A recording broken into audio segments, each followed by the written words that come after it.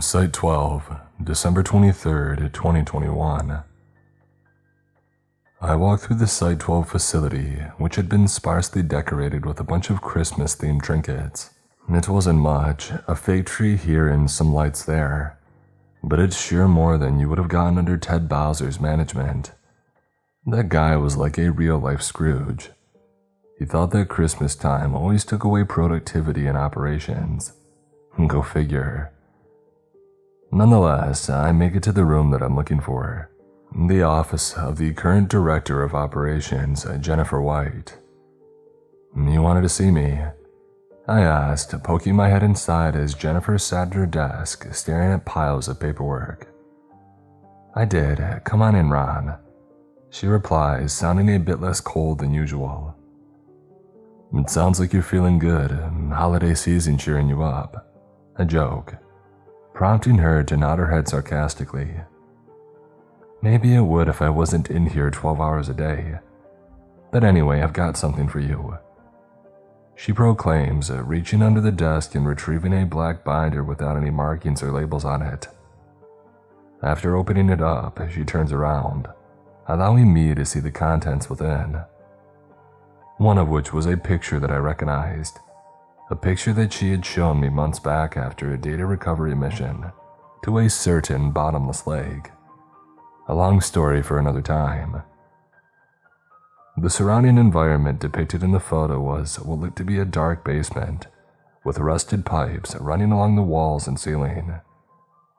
At the end of the room, there were multiple dark pitch black and shadowy human figures, with pairs of glowing red dots where their eyes should have been. The Nocturnals. "You showed me this one before," I said. "I know, but it's become relevant again. You see, there's been more than 7 reports of missing persons cases lately," she states matter-of-factly. "Well, that seems pretty standard to hear about in this job. Not when all these said missing people have all disappeared from one building in a matter of days."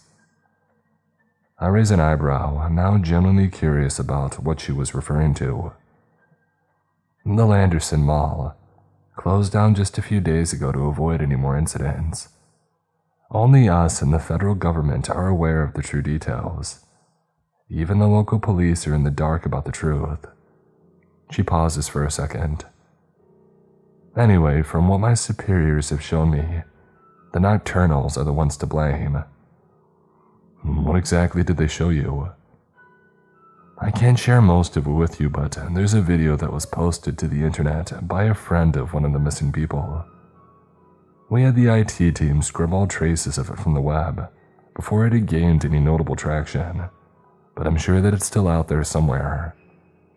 I'm gonna have you help me present this in the pre-mission briefing." Jennifer then moves her mouse around as she stares at her monitor, clicking on a few things and then reaching over and turning the monitor so the screen is facing me. It displayed an MP4 video file in the process of being opened. After said file finishes loading, it expands into a video player display, but the actual footage, it was in the center of the screen in a rectangular formation, giving away the fact that it had been recorded on a smartphone, which is about what I had expected. The location depicted the footage was the parking lot of the mall, filled to the brim with cars, yet seemingly empty when it came to any actual people. The night sky left an ominous darkness over the area. The person recording, who I had deduced to be male, was huffing intensely like he had just got done running a marathon. He gets to the end of the mall's parking lot, with the camera now looking out onto the empty highway. It then suddenly shifts 180 degrees, now back to focusing on the mall and the parking lot. In between some of the parked cars were the Nocturnals. They stood there staring at the camera ominously with their red, glowing eyes. "What are you people? What did you do to Katie?"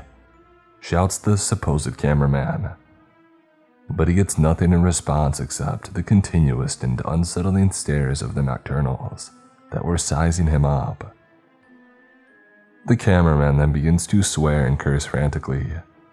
The camera movements now becoming shaky and unstable as the Nocturnals begin to slowly move forward, right in the direction of the cameraman himself. "This is not your hour, Leonard," came a supernaturally distorted mix of voices, all of them unifying to make one booming and echo-heavy speech. The cameraman then shrieked and the camera shifted toward the highway once again as it suddenly started to become larger in the frame, indicating the cameraman was moving towards it at high speed. This only lasted for a few seconds before the video was abruptly cut off, leaving the screen drenched in black.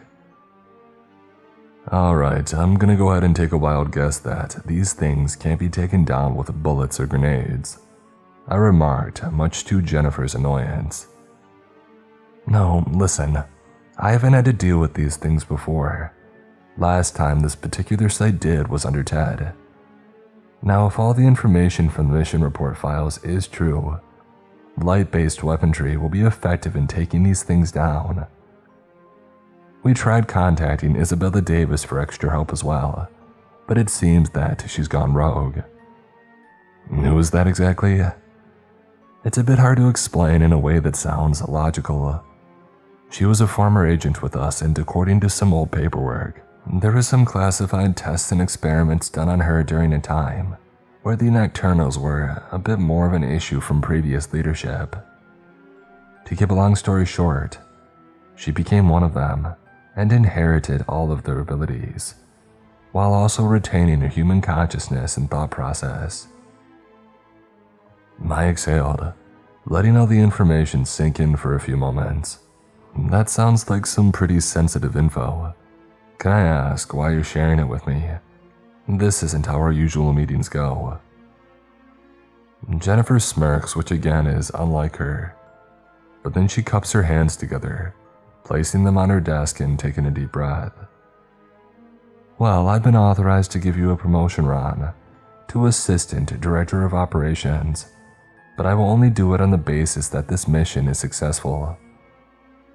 You have proven yourself useful over all the years you've been with the agency, and while you and I have only been personally working together for a short time, your file is impressive, and plus, it'll look good to my bosses as well, training and acquiring new leadership. It's been a while since a site in this zone has had an assistant DO." I sat there in silence at first, unsure of how to take such a revelation. I had been so invested in my position as a mission supervisor that I hadn't taken the time to consider anything higher up. After everything from battling a ruthless subject at 16A in another universe to taking on creatures at a bottomless lake, any plans to climb my way up the ladder hadn't been seriously pondered. "If I go up, who replaces me?" I asked. "That would be Agent Alex. He was only 15 when he was first recruited over at Site 7. He's going to be transferring here in a few months. But due to staffing shortages, he's going to be here for the next few days in order to help us out. He's got a bit of an unusual past, but the less said on that for now, the better." I'll be honest, when I say those last two sentences, it piqued my curiosity, but I didn't want to push my luck with how good a mood Jennifer was in by probing her about it. "Can I have some time to think it over after the mission?" "Yes," Jennifer retorts, "but I need an answer from you in writing within the next 2 weeks. Otherwise, my supervisors will force me to revoke the offer." "Fair enough," I reply without much flair. The rest of the day goes as usual. We gathered the team and prepared all the material needed for the briefing. Jennifer filled me in personally on a few more pieces of info that I was meant to keep under wraps and not to reveal to the rest of the team. I also went ahead and combed through all the files and paperwork that Jennifer had authorized me to regarding the Nocturnals, and it was pretty much what I had expected. They can control darkness. They convert regular humans into a Nocturnal if they catch them. Yada yada yada. The next day, Jennifer and I led the briefing to Agents Alex, Carter, Melody, Terrence, and finally Garrett. Nothing occurred that was very different than a typical mission briefing, but afterward, we all loaded up supplies in the transport truck, and we headed out to the mall. Even without them saying anything, there was an obvious disconnect between Carter, Garrett, and Alex. While Carter and Garrett were apparently childhood friends from what I had heard, Alex was sort of the odd one out, on a personal level at least. "If we can survive the ground grabber, then we can survive some angry shadows," blurted Garrett, prompting a shared chuckle between him and Carter. "The heck is a ground grabber?" Alex grilled, looking at the other two men with genuine confusion. Something that we dealt with as kids before we joined, or were forced to anyway," Carter replied. "So this ground grabber did what exactly? Just hid underneath the floors or something? Snatched you up through your brand new wood tiles?" Alex rebuts sarcastically. "What exactly got you in here, Mr. Tough Guy?" Garrett interrogated. "Something that would make the both of you crap your pants and tuck your tails between your legs." "Hey," I snap, causing the three of them to go silent. "That's enough, it's almost Christmas, so let's cool it with the arguing." In all honesty, part of me was glad that I had an excuse to end their juvenile bickering. But luckily, there weren't any more incidents on the way, as we arrived at the location just a minute later. It wasn't far from Site 12 at all. We all made sure that our gear was loaded up and ready to go. After exiting the transport truck, I and the rest of the team noticed the highway on which we had to come down, and it was eerily empty, which was definitely alarming considering that it was just before Christmas Eve. "Not a car in sight," Alex blurts as he grips his weapon, that being a specially designed giant flashlight that weighed over 15 pounds. We pretty much had to carry the things like they were miniguns. They were powerful enough to light up a football field into half when you would turn the adjustable knob all the way up. The brightness level was more than enough to blind a man and then some. It was a big change of pace from the typical firearms and weaponry that we usually brought along on operations. "Treat that thing like a gun when it comes to pointing it at people," Melody informed Garrett. "Even on the lowest setting, it's enough to cause temporary blindness for up to 48 hours if the beam makes direct contact with your eyes." "Noted," Garrett rebuts, seemingly unfazed by what he had just said. "I would take it seriously if I were you guys," Terrence interjects. "We can't afford one of you losing a vital sense on an operation like this, because you know what that means." Carter and Garrett both roll their eyes, prompting an unfriendly glance from Alex. "I'll make sure to be careful," he says, giving Melody, Terrence, and I a nod of respectful acknowledgement, earning him a look of confusion from both Garrett and Carter. "Alright, let's move forward. Keep your lights off for now. Do not turn them on until I give the okay, you understand?" I grilled. Everyone gave me a nod in response, so I had us all form up and begin moving into the parking lot of the mall. It looked pretty much identical to how it did in the video footage, with a much more noticeable lack of vehicles present, which made sense, seeing as it had been closed for days now to avoid any more potential incidents. I'm sure the place was already drowning in lawsuits. Jennifer had told me that a few of the people who had gone missing inside the mall were kids, so it's safe to say that there were going to be some upset parents. It was eerily quiet in the parking lot, like the kind of quiet people warn you about when you're in a forest, you know, that type.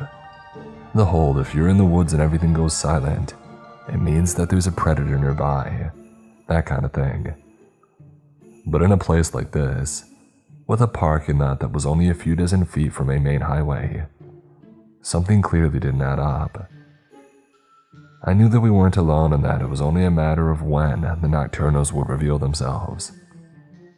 I figured that for now, it would be best to let Jennifer and company know that we had arrived without incident. "This is Agent Ron. We've made it to the location. So far, no signs of any cryptid activity have been detected." Just keep moving forward and keep us posted," Jennifer replied as my radio crackled to life. Usually on these missions, we possessed visor cameras that would allow whoever was back at the site to see what we could see through a live video feed. But Jennifer had informed that we would have to go without them this time and stick with just radios, due to the fact that there had been too many instances of the Nocturnals manipulating and destroying visual equipment specifically. Thus, it was deemed a lost risk, and those things weren't exactly cheap to keep acquiring. I'm surprised the kid in the video even managed to get his footage online after he had escaped. About halfway through the parking lot, I froze, noticing something that caught my eye off in the distance. I squinted and leaned forward, and it quickly became clear as to what it was. Between the gap of a parked green sedan and a black SUV were two red glowing circles about the size of golf balls that pierced through the darkness. And due to the source of said circles being right in front of a black object, they gave off the appearance as if they were floating. "Stop, all of you," I whisper shouted to the rest of the team, prompting them to cease movement as they laid eyes upon the same thing. I kept my eyes focused on the dots while radioed in Jennifer. "Activity spotted, one at least. There's probably more in the area that we haven't seen yet." "Be careful," she replies. "There is most likely more. Make sure the team stays on high alert." I grip my light, getting my finger ready on the brightness adjustment slider as I feel a tap on my shoulder, only to turn around and find Carter kneeling there with a look of terror on his face. "Hey, boss man, might want to take a look behind us," he says, his tone urgent but hushed. And I do exactly that, turning around to find our group surrounded and being looked upon by several of the Nocturnals, with some being a few dozen feet behind us, and another handful being in each of our sides at about the same distance away. They stared us all down, their glowing red eyes fixated on our every move. None of them inched forward to attack, well, not yet anyway. I turned my head to the rest of the team, all of them harboring expressions of extreme concern. "Get your lights ready, but don't turn them on just yet. We need to wait for the right moment. If we get too aggressive right off the bat, they'll come at us all at once," I whispered, signaling for everyone to calmly and quietly get into a circle formation, taking extra caution to make sure that we didn't set these things off. They were intelligent and powerful creatures. Their ability to work in unison and add their victims to their ranks, it was unlike anything that I had encountered in the past beforehand. These beings were the first in a long time to truly terrify me, and I had only been in direct contact with them for a matter of minutes. But possessing the knowledge that I did, it didn't help to comfort me. I knew right off the bat that this mission would be a test of my leadership abilities. After another several rounds of the standoff between us and the Nocturnals, 3 of them from behind began to levitate and float towards us, their menacing shadow bodies cutting through the wind in a horrifically elegant way. The person facing this particular group most directly was Melody, who raised her light with a forceful grunt and reached over to the adjustment slider and dragged it forward, the light explosively bursting out and illuminating nearly everything in her field of view. Her attackers, without an audible cry, moan, or any other verbal sign of agony, shuddered and immediately retreated backward at the sudden extreme illumination, demonstrating that the lights were just as effective as predicted. All of us had crap-eating grins on our faces, as for once we felt in control on one of these missions. It was a euphoria that was nice, but it wouldn't last for very long. Suddenly, all the surrounding Nocturnals began to close in on us, slowly levitating forward just as the other ones had, floating toward us in this chillingly relentless manner, like they were just ghostly Terminators. "Alex, Carter, keep your lights off. Garrett, Terrence, and I will turn them on," I shouted as there was no longer a reason to keep quiet. What? Why? Carter blurted, prompting me to give him a stern look. We can't overdo it and risk damaging our own eyes, I rebutted with a slight snarl. Terrence, Garrett, Carter, and I all switched our lights on, the combined power of the brightness and light blue hue of it all drowning the parking lot, and by extension the Nocturnals, in this almost beautiful ocean-like wave of light. The Nocturnals that had come too close were simply disintegrated. It was like watching water evaporate, and there was nothing more of them where they went, their forms simply being erased and never to be seen again. Never had it this easy before, Terrence cheered. A smirk formed on his face as he took one step forward with his light in hand. Hey, easy, I called out. We gotta make sure we stay in formation. Hey, we got this, boss man. Look, Carter adds. At this point, we had almost cleared the entire parking lot. With a few more good waves of our lights and simply standing our ground, we had maintained control of the situation. The few remaining Nocturnals all staying put, not wanting to suffer the same fate as their shadowy comrades. So in turn, Terrence was right. But it wasn't like him to get cocky, and it kind of worried me. Meanwhile, we still had to go inside and clear out the actual mall itself. Jennifer had informed me that in order to get rid of a nocturnal infestation, if you will, you need to either destroy the building they were residing in and near itself, or kill every single nocturnal in the area. Which would seem nearly impossible, but with these things, it was much more realistic. But that wasn't to say they weren't still dangerous. They were, no matter how much firepower that we had against them. The few nocturnals who had survived the initial encounter retreated into the darkness of the surrounding area, presumably heading back to the mall to regroup with all the other ones inside. Once I had assessed that the coast was clear, I turned my attention back to the team.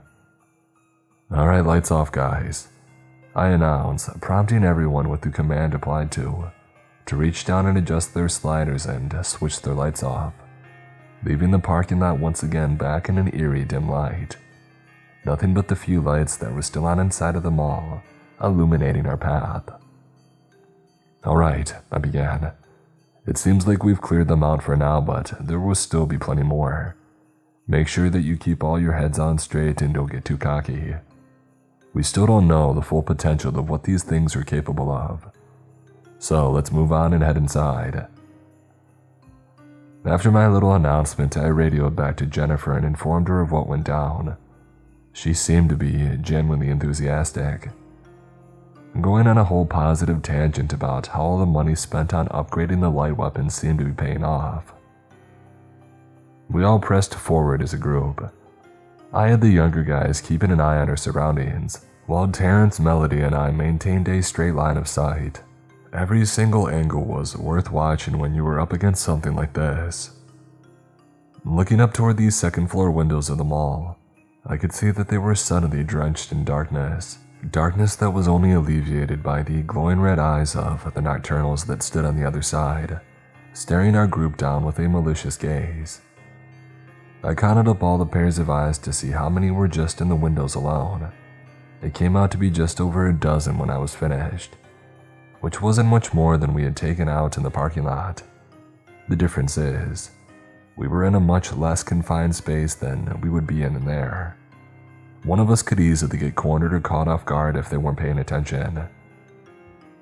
We made it to the outside portion of the main entrance of the mall. I scanned the building now that I was up close for the most part. It was in decent shape other than some noticeable cracks and dents in the building material, which was to be expected. It wasn't a very old building, and it had only been neglected for a matter of a few days. Alright, this is where we really have to watch our backs. We're going right into the nest, and if we don't coordinate and follow orders, then this could end very badly for all of us. I say, getting the team's attention on me, as I had radioed back to Jennifer. We can take these things, it'll be a piece of cake. Alex speaks up, attempting to boost morale, but his efforts seemed to turn Garrett's expression sour. Yeah, stroke your ego a little bit harder while you're at it, he mutters under his breath, prompting Alex to snap his head around. What's your problem? Alex grills, keeping calm as he proposed the question. Both of you knock it off, I don't want to have to say it again. I snarl, giving them a look that told them that I was in no mood to deal with it any further. But before another word could be uttered, a thunderous metallic-sounding slam erupted from the interior of the mall, prompting all of us to quickly refocus our attention to where it should have been in the first place. The lights on the first level of the building were still on, but dimly so, which struck me as odd. I thought about why the Nocturnals would allow them to remain in working condition like this, unless it was a trap. Like I said, eyes up, I asserted, just before beginning to lead the team inside. We began at the food court area of the interior. All the vacant restaurants inside felt eerie and desolate, while the main area of the court itself gave off a similar lifeless and liminal vibe. It wasn't dilapidated by any means, but that somehow made me more uneasy. It was all clean and maintained enough to not look abandoned, but still unnervingly empty. It wasn't usually a feeling that I experienced on these operations, but regardless of this newfound kind of distress, I had to keep leading us forward. I wanted just one mission where we all make it out alive. We scoped out the food court and each took a peek into some of the restaurants, seeing what had been left behind in the wake of the sudden shutdown. I hadn't discovered anything notable, just a couple of phones, wallets, and other things that had been left behind or lost. Update me on your status. Jennifer radios in suddenly. None of them in sight, we're just scoping out the food court for now. Gonna head up to the second floor to terminate the ones up there within the next 10 minutes. I reply, my tone softening as my attention gets grabbed by something else. Just keep moving, we don't have much time.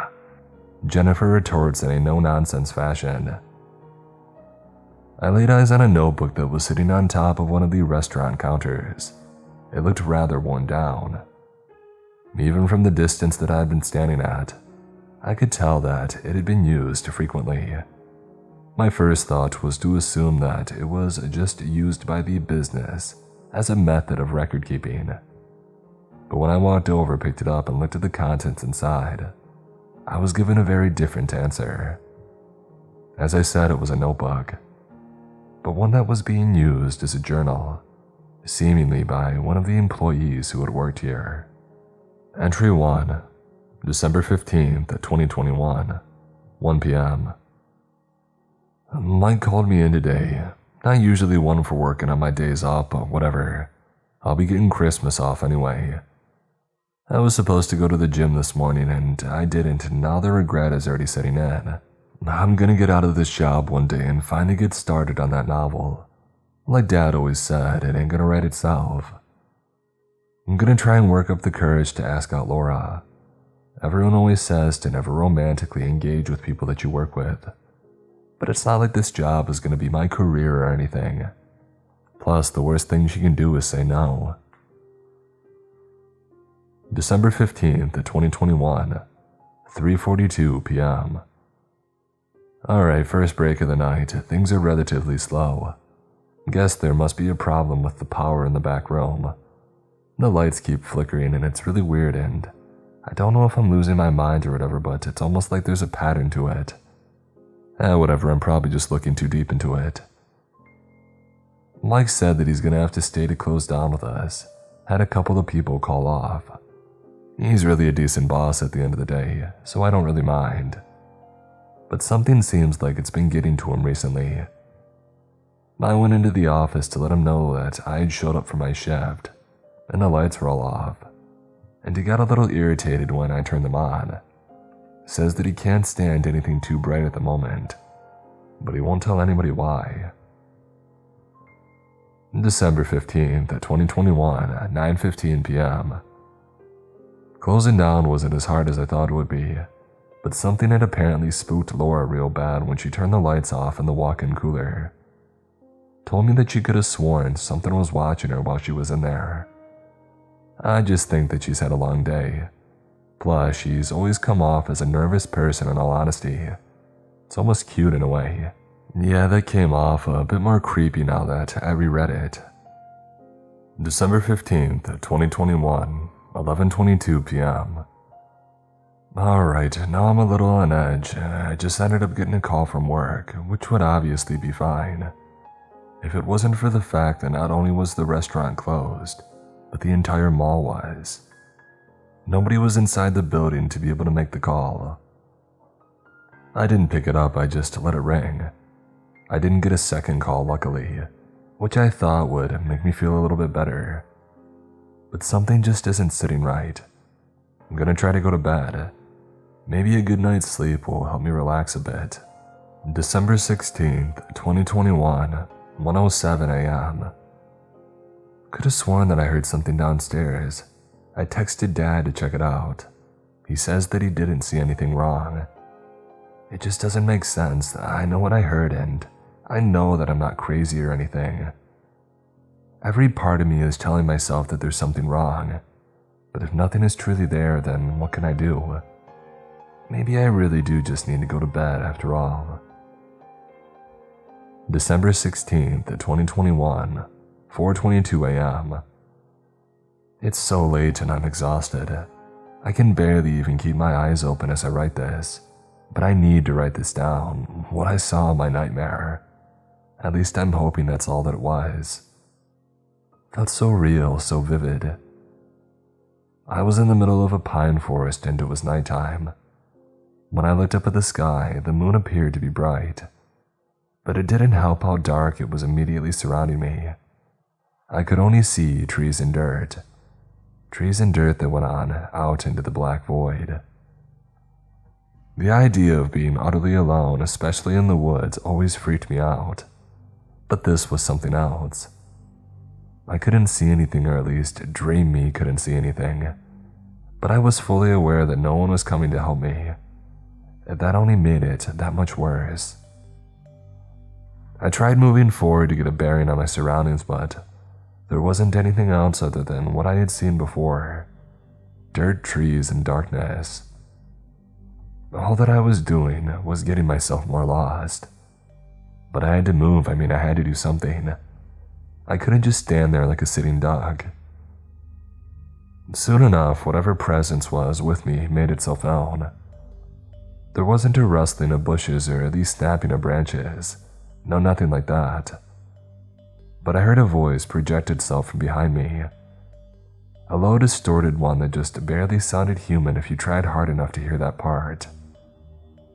"This is not your hour, Julius," it says, causing me to quickly snap around. But when I finished my turn, there wasn't anything there. So I spun back around to the direction that I was looking in to begin with, and I nearly fell over when I saw him, or whatever it was. All I knew is that it was no man. It couldn't have been. Well, it maybe had the shape of one, but that's where any normal human features about it stopped. It was like a man's shadow had grown a mind of its own and separated from him. A shadow man with red eyes. And oh, those eyes, those piercing red eyes. They were as bright as freaking traffic lights, staring me down like I was prey. Which in essence, I guess I was. I spun my head around and more of them appeared. They just kind of came out of nowhere, all surrounding me and probably preparing to close in. They repeated that same phrase. "This is not your hour, Julius." And all their voices combined together, it was horrible. A whole bunch of busted microphones all put together to make one horrific sounding call. And then they suddenly started flying over in my direction. And I mean flying. I just stood there doing nothing as they got close. Once they were within range to grab me, they did, and that's when I woke up. My eyes were wide with terror and I almost yelped like a frightened puppy before quickly cutting myself off. Who knows how mad my dad would have gotten at me for waking him up a second time in one night. December 16th, 2021, 12:45 p.m. About to start my shift. Just needed to relax a bit in the break room before I clock in. Still thinking about that dream last night. Am I overthinking or freaking out too much? I don't know, maybe I'm just a wuss at the end of the day. I was hoping to talk to Laura to brighten up my shift a bit, but according to my coworkers, she's a no-show, no-call today. I'm gonna just try and focus on the task at hand tonight and not let myself get too into my own head. December 16th, 2021, 8:52 p.m. I don't know how to say this, but one of those things from my dream, it was here. I saw it and I know that it was real. It was real. I think it's still inside the walk-in cooler. I told our acting manager to head inside there because I thought that I saw some leakage, and he said that there wasn't anything wrong. I think these things might be hunting me. Why are they coming after me? What did I do to deserve this? If you find this, whoever you are, just please help me. And that was it, the end of the journal. Poor Julius, the ending made his fate pretty clear. He had joined the ranks of the Nocturnals. Heck, he may even be one of the ones that we encountered out in the parking lot. What'd you find? Terrence asked, approaching me from behind. I hesitate for a second just before turning to look at him with a blank expression, trying to hide how disturbed I actually was. Figured that it was better to keep that to myself, just for the sake of morale. Just another piece of evidence. Keep a hold of this and make sure we get it back to Jennifer. She'll want to take a look. Will do. You okay? Seem a little dead, and more than usual. He jokes, seeing through my facade. I'll be fine, let's just keep going, get this done and get the heck out of here. When we regrouped, it appeared at first that I was the only one who had found anything of true significance that was also of use. The next in line to me in that regard was Alex, who had seemingly discovered what looked to be a cracked disc with the words Shadow Walkers written on it in a black marker, making it obvious what it most likely contained. Found this in the office of the Brightburger over there. It was stuck midway in the disk tray of the computer, thinking that it might give us something else to work off of. I took the disc from him as he hands it to me, looking at it in close detail for a couple of seconds, before sliding it underneath the strap of my utility belt. Yeah, we'll let Jennifer and the guys back at base have a look at it when we return, I told him. For now, we need to start sweeping the areas that we haven't looked at yet. And my sentence was cut off by the sudden erupting sound of a dog's bark. But it was a bark that didn't sound very typical, not for any regular dog that I knew. This one was too bassy, and it reverberated as if it possessed its own internal echo. That wasn't mentioning the slight distortion that it had as well. The lights in the food court suddenly began to flicker and we all snapped to attention, preparing to defend ourselves. "Ron, behind you!" Terrence calls out, pointing his finger at whatever he was referring to. I turn around. Behind me was the hallway that converged in the food court, and it led into the large corridor where all the various shops and businesses had resided. In the space that bordered both the food court and the corridor was a thick shadow, a shadow in the shape of a medium-sized dog, and just like with its human nocturnal counterparts, its eyes glowed a bright red. They pierced through the on and off darkness as the lights continued to flicker. Not even the four-legged ones are safe from assimilation, huh? I announced uneventfully, unable to find words to describe the bizarre nature of the encounter.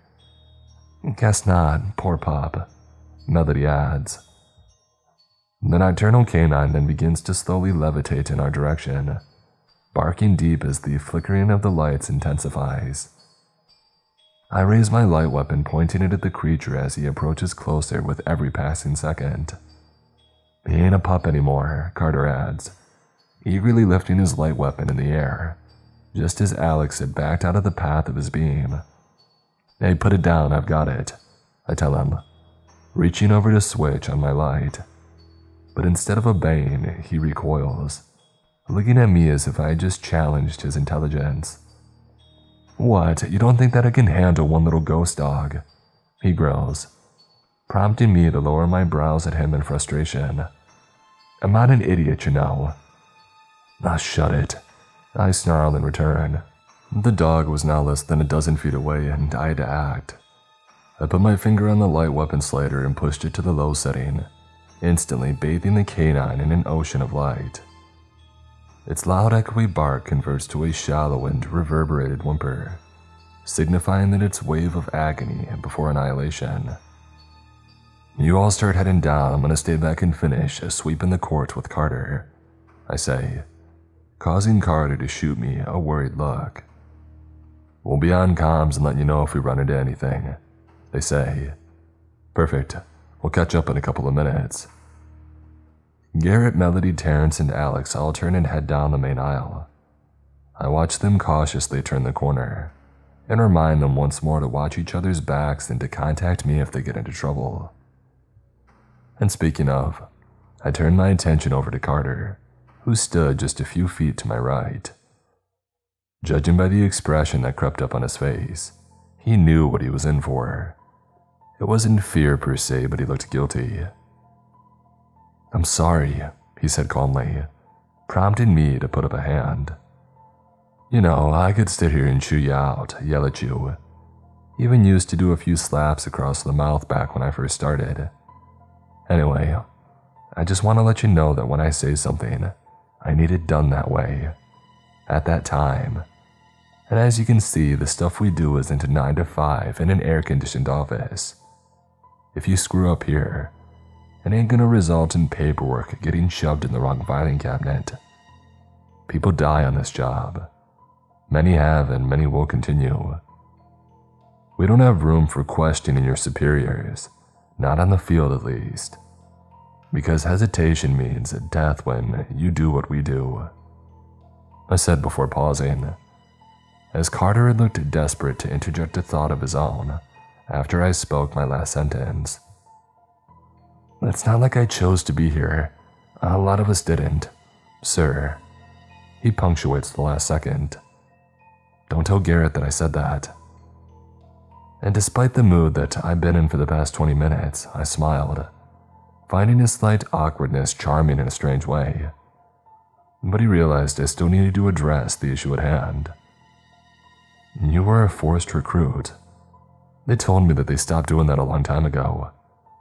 I informed him, my face contorting into a frustrated expression. Yeah, I saw some stuff that I wasn't supposed to see. They told me that they couldn't let me go back out into the public with the things that I witnessed. Garrett and I were with each other when it happened, and we were kids, he says somberly. I couldn't help but sympathize. Perhaps I was going soft. I'm sorry, man, but as long as you throw some of that respect my way, I'll throw it back. Just next time, make sure to trust my leadership in public, and ask me questions in private, alright? Carter only responds with a slow nod. And just as I was about to tell him that we needed to go catch up with the others, both of our radios suddenly crackle to life, the distorted and frantic voice of Melody coming through them. I snapped to attention, going silent in order to listen with Carter. Ron, we need you. They're moving in on us, she cried, the tone of urgency ever so present. Let's go, now, I bark, beginning to turn and break into a run, or rather something resembling one, as I still had to carry my light weapon. Carter takes up the rear, following close behind me as we dart forward. It was only a matter of seconds before we passed the area where the food court and shopping hall initially converged, and then we made a hard left. All the ceiling lights flickering down the entire length of the corridor, towards the middle section of which I spotted Terrence, Garrett, Alex, and Melody, all standing in a circular formation, with their light weapons aimed and ready at the dozens of Nocturnals that surrounded them, fear and stress obvious in all of their expressions. Hang on, I call out, waving Carter over to keep pace with me as we started to head in their direction. But our attempt to intervene would be halted before we could even get 5 steps in their direction. The flickering of the lights greatly intensifies in a matter of seconds, all the way up to the point where they completely went out, drenching the corridor in a more potent darkness. I told Carter to get next to me and prepare for a fight, and it would be coming soon enough. I looked around, spotting several pairs of the Nocturnals' eyes surrounding the both of us, but they didn't move. Not yet, anyway. They just surrounded us as if to make sure there were no gaps for us to escape their clutches. "Is everything okay over there? What's going on?" Jennifer radios in, but I was in no position to make a reply. "This is not your hour, Ron," boomed the voices of the Nocturnals, all synchronizing as they said it. I could hear a mix of both men and women and even what sounded like a young child. That last part being further confirmed by a pair of red eyes that sat far below the rest, indicating a significant difference in height. A Nocturnal that had an outline resembling a young girl. I go to quickly switch my weapon on, reaching for the slider just as Carter releases a blood-curdling shriek. I turn around, watching as one of the Nocturnals yanked him further back into the darkness, causing him to drop his weapon and scream for his life as he vanished from my sight. "No!" I hollered desperately, frantic in my maneuvers to fight back. "Ron!" Carter cried out. I brought my weapon up and aimed it in the general direction that he had been grabbed, this time wasting not a single moment turning it on, and to the highest level that I had used up to this point. I couldn't let him die. The light exploded out, creating a beam that was so powerful that I had to turn away as I waved the weapon from side to side. The Nocturnals in the most immediate path of the beam were all almost instantly evaporated, having no chance to retreat or counterattack. They themselves also let out horrific cries of pain as the light made contact with their phantom anatomy. But I didn't care for their pain. They were human once, people like you and me who lived full and complex lives. But not anymore. They were simply creatures bent on the extermination of anything that wasn't themselves. Another horrible scream came from further down the corridor, but this one hadn't sounded like it was coming from the Nocturnals. No, it sounded much more human, and the reality of it being one of us registered with me quickly. The ones who hadn't been directly in the path of the light's weapon beam when I had turned it on began to move in on me, so I immediately threw myself forward and then did a 180, now shining the light at the Nocturnals who were previously behind me. But this group was prepared. They all quickly dispersed, avoiding the direct path of the beam, all of them quickly levitating to either side of it, just before I had finished turning around. But the brightness was far too powerful for that to completely shield them from its effects. The few Nocturnals on each side all quickly dashed backward, screeching and crying out in agony as they attempted to retreat. But I backed up and kept the light pointed forward in front of me, while turning my head to look for Carter. "Where'd you go, Carter? Are you okay?" I shouted frantically, only to feel my stomach sink once I had received no response from him. "Carter," I called out again, "tell me that you're all right."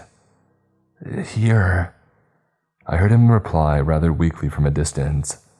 My eyes were focused forward at the group of Nocturnals, all attempting to flank around and ambush me at the sides. Hearing Carter's voice brought me some relief, but not enough. I turned, swinging my arms left and right, letting the light blare on either side of me to keep them at bay. The ones at the very front of each group were quickly evaporated, while the ones further back merely screeched and levitated backward into the darkness, their eyes being the only remaining indicator of their presence. I turned only my head and spotted Carter laying on the floor just a few feet behind me. "Can you get up?" I ask. "Are you injured?" "I don't know," he responds, his voice hoarse. I see him crawl forward and try to lift himself up in my peripheral vision. Carter groans as I work on dispatching the remaining Nocturnals, first shining my light directly on the group to my right, and evaporating them in the beam before I swing my body to terminate the ones on my left. They were already prepared, dispersing as far apart as they could before I was able to get the beam directly on them.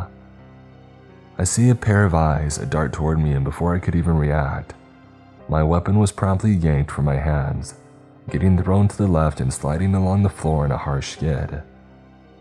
The beam light flickers once it comes to a stop, seemingly from internal damage as a result of the manhandling. The nocturnal responsible was now right in front of me, and I could feel a cold, ice-like and tight grip on my shoulder in the shape of a human hand. In a panic, I attempted to reach for my more traditional sidearm, but a second grip had found its way around my arm, stopping it dead in its tracks. I looked up into my left, unable to move, now seeing two pairs of those glowing eyes staring right into my soul. And I thought of all my years of experience would prepare me for my own demise, but no.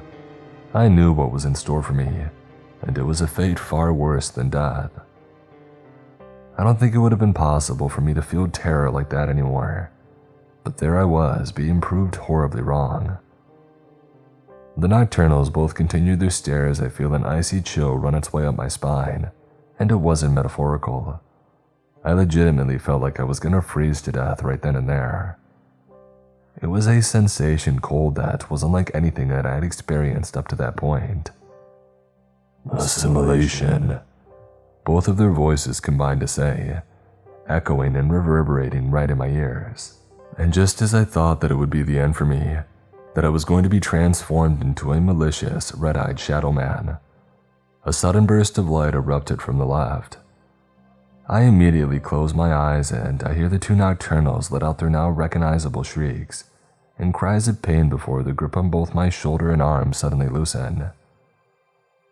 I drop to my knees with my eyes still closed as I shiver and my teeth chatter. It felt like I had just stepped out into the middle of Antarctica while being nude. Once I felt the brightness fade and knew that it was safe to open my eyes again, I did just that. Looking to my left and seeing Carter standing there, panting heavily with his light weapon in hand. Are you okay? He inquired, not looking 100% himself either. I nod my head slowly to answer his question, and then he walks over, reaching out his left hand and offering me to take it, which I do, thanking him for saving my life while my teeth are still slightly chattering. Hello, is everything okay? Why haven't I been getting comms? Jennifer radioed in once more, her tone frantic. It was rare that she ever lost her cool, even in scenarios like this. I reached up and got on my comms, quickly getting a reply out to calm Jennifer's nerves. The current group has been terminated. Still have to do a head count. I say, trying to keep my tone calm despite what had just happened. I look over to the rest of the group and they all came running over to Carter and I while we were both in the midst of regaining ourselves. But hey, at least we can both say that we had survived a nocturnal assimilation initiation. A lot more than any of these others could say. When the rest of the team made it over, I was hoping to hear things like, "You two okay? No one is hurt, we're fine," but no, nothing could ever be that simple. And my rare feeling of optimism was quickly shot down by what Melody was soon to inform me of. "We can't find Terrence. Alex says that he saw him get grabbed by one of those things when we were surrounded and in the struggle." My jaw dropped as I heard it. It took a minute to register in my head. After everything that we had survived and endured together, he was going to be taken out like that. As much as the more logistical side of me knew that he was probably beyond saving, I still held out hope. "Do you know if he was assimilated for sure?" I probed, desperate for the answer that I wanted to hear. Alex stepped up, the expression on his face telling me that he wasn't in any hurry to spill the beans. "No, they were all just around us in every direction. We almost got overwhelmed. All I know is that I saw him get thrown back into the darkness by a few of those things. I was held up by the ones that were immediately on my butt, and I couldn't shine my light over in time to help him," he punctuates, looking at the floor while shaking his head. "But if he's nowhere to be found, I think we're too late." "So you're saying that you had a chance to help him but you saved your own skin instead?" Carter grilled in a snarly tone. "Hey, I messed up alright, get off my butt. If you both got grabbed by them and survived, I'm sure that he could have too. Maybe we just need to look a little bit harder," Alex retorted. "Yeah, you say that. Yet instead of doing that, you decided to come over here and waste all this time talking about it. Alright, shut it, the both of you, I erupted. I think we gotta face the fact that Terrence is gone. We have a mission to complete and we need to finish the rest of these things off. He was a smart man and a good agent. He knew the risks of this job, and we'll make sure to avenge him. But we can't stop now. My little pseudo-speech was met with mostly silence, with the exception of Melody, who seemed to be taking it harder than anyone else. Or maybe that was me. I just had an easier time hiding it. After everything, why did he have to go down like that? She said softly, shaking her head left and right. We're all gonna make sure that it wasn't in vain, I said in the most reassuring tone that I could muster. After we all took a moment to regain ourselves from the encounter, I radioed to Jennifer and let her know that Terrence had more than likely been assimilated. Her reaction was what I mostly expected, although I could sense a slight bit of grief in the tone of her reply. But I didn't push any luck by saying anything about it. Are the rest of you okay and able to fight? She asked in a way that demanded a specific answer. Yeah, we should be fine, I'd tell her before going. Was the recon team able to figure out any specific place or spot on the mall that they're most concentrated at? Saw a bunch on the second floor when we were coming in, but they seemed to be pretty spread out. Might be a while before we can fully take all these things down if we keep going at it like this. And my weapon was destroyed as well, so I'll be relying on the others for a bit. A few moments of silence ensue as I hear the sound of Jennifer typing away on a keyboard in the background, presumably pulling up whatever data it is that she needed. There's a sports con store all the way at the back of the mall. It's the biggest business in there. One of the recon agents said that he saw a lot of them congregating there when he did a flyover with the team, but that might have changed in between the report updates. We're gonna head there and finish this then, before anybody else dies, I say rather firmly, which was pretty bold at the time considering how Terrence's demise was technically my fault.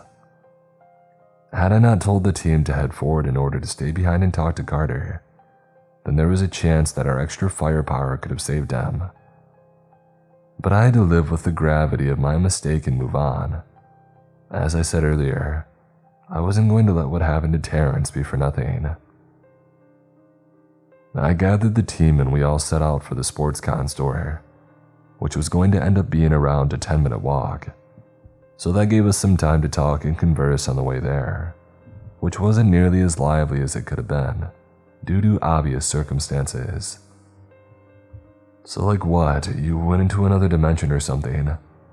Garrett inquires while glancing over at Alex, keeping pace with him as Alex prepared to answer. Call it the Expanse. Got stuck in there twice. Second time I got out, I ended up inside one of our facilities. Alex replies. They took me in, trained me, and made me into a half-decent agent. And here I am. So how does it work? You just find walls that looked weird and you could pass through them, like a ghost, or do you have like special powers or something? Walls, floors, ceilings, whatever. There's a bit more to it than that. But yeah, you got the general idea down. It can happen to anyone at any time. Just gotta be in the right place at the right time. Or the wrong place at the wrong time, depending on your perspective. There was a pause as the two of them figured out what to say next. I almost felt proud that they were moving past their earlier hostility with one another, in the way a teacher is proud of their students. And you two got attacked by a giant dirt monster, is that it? Alex asked, breaking the palpable silence. Pretty much. Can't really think of any other way to describe it. It killed and transformed one of our friends into something else. Happened when we all went trick-or-treating on Halloween. We were just kids. Alex's eyes go wide in a way that I hadn't seen them do before. He actually seemed pretty interested and concerned in what Carter was telling him. That same thing also killed my dad. Just swiped him aside like he was a stuffed animal. Hit him so hard that he died on impact. Garrett interjects. I'm sorry, Alex replied, visibly unsure on how to respond beyond that. He's in a better place now. I'm glad that he doesn't have to see the rest of the terrible crap this world hides. But hey, at least now I know that when I'm on the field, fighting these things, these creatures, I can rest easy, knowing that I have nothing else to lose. Kinda helps me do the job a bit better in a weird way. I'll be honest when I say that I was now actively listening to everything that they had been talking about. This kind of camaraderie and dialogue wasn't something that you would usually hear on these missions. But ever since the change in management, things had been a bit more relaxed, and I think that carried over to most of the agents over the years. After hearing the tragic details of Garrett and Carter's past, he looked eager in a I want to connect with you sort of way, to share more about his as well, and he did just that. You know how I talked about getting into the Expanse earlier, right? He inquired, glancing at both Carter and Garrett. Yeah, they both shot back simultaneously. Well, we had an entrance in the basement of my parents' house when I was a teenager. It was a wall that you could just kind of pass through. I told my parents about it time and time again, and they never believed me. Basically told me that I was crazy. So one day I tried to get video proof of it, and next thing you know I fell through it, and I was surrounded by yellow walls and I was getting chased by a giant centipede through a maze that I had never seen before. And according to the things that I found in that place, it was far from the first one to ever get trapped in there, but maybe one of the first to make it out. You sure you just didn't take any hallucinogens? Melody cracked sarcastically, prompting a lighthearted chuckle from each of the team members. As we finished sharing our small bit of laughter, I spotted the entrance of the sports con store. To the right of said entrance was a large 12-foot display statue of Santa Claus. Its face was sculpted in a way that made it look a little uncanny, almost as if it was staring at us and following our every movement with its eyes. Yeah, I'm sure children will just be dying to run up to that thing, Melody blurts. You read my mind, I added. Only Satan would want to sit on that lap. As we neared the entrance, I radioed Jennifer, just to let her know that we had made it. When you complained earlier, I sent out a second recon chopper to scan the building and see if you had missed any. According to the scan data they sent back to the site, the remaining lot of them should be inside that store. So all you have to do is take them out and you'll be okay to head back to the transport truck, she informed me. I stopped both myself and the team, relaying what Jennifer had just said, prompting them all to look relieved that it would all be over soon enough. What are we gonna do without a light? Won't it be too dangerous? Asked Melody, genuine concern in her voice. I'm gonna do what I failed to do earlier. Watch all of your backs and make sure that nobody gets caught off guard. You guys got this, I'll be fine, I nodded. And as if on cue, the lights in the corridor began to violently flicker once more, prompting all of us to get into a back-to-back stance, as we had done previously. But I wasn't as fearful this time around. I actually felt confident. I had a team, a smart and capable team, and despite what we had lost up to this point, we were going to make sure that it served a purpose. Let's show these things what we're made of, I snarled, trying to get Carter, Garrett, Alex, and Melody to share my current mindset. The flickering of the lights intensified. I kept an eye on the entrance to the store as we all anticipated seeing the shadows, the red eyes and hearing the distorted voices that were all too familiar. If I die, I just want to let you guys know that you're not the morons that I thought you were, Carter announced. We're gonna make it, Alex growled in response, clearly not sharing Carter's doubts. If we all keep our heads on straight, we'll be okay, Melody added. The flickering reached a breaking point, and soon enough, it felt like we were standing in the middle of a dance floor in some low-budget nightclub. The constant millisecond transitions between darkness and light became disorienting. We all verbally complained and cursed, waiting for the shadowy adversaries to show themselves, and we got what we wished for soon enough. Suddenly, the flickering came to a halt. In this particular corridor, it went dark, the only sources of light being that from inside the stores on either side of where we stood. Looking back at the entrance to the sportscon store, I saw the pairs of red eyes begin to appear. 2 at a time, they popped up within the pool of darkness right outside of the door. I counted 40 pairs, all of them lined up with each other in a perfect single-file fashion, if you could call it that. They all focused on us, making not a single movement, as we watched each other. "Light is a plague," came the amalgamation of all sorts of their voices at once, the echoes of such carrying its way down the corridor. I ordered everyone to stand their ground and to be alert, and prepare as we waited for them to initiate their attack, an attack that I was sure would leave us in great peril. This is the single biggest group that we had faced inside the building yet, and we were down 1 light weapon. But the moments went by and they never moved forward. It left me wondering what they were planning, and what strategy that they had in mind to utilize against us. Perhaps they were even smarter than we previously assumed. Just when I had thought that it was going to turn into some long standoff, they were suddenly in motion once again. Not at us though, no. They all darted toward the giant statue of Santa outside the store entrance. "What the?" Melody questioned, flabbergasted in her tone. And judging by everyone's expressions, we had all agreed with her.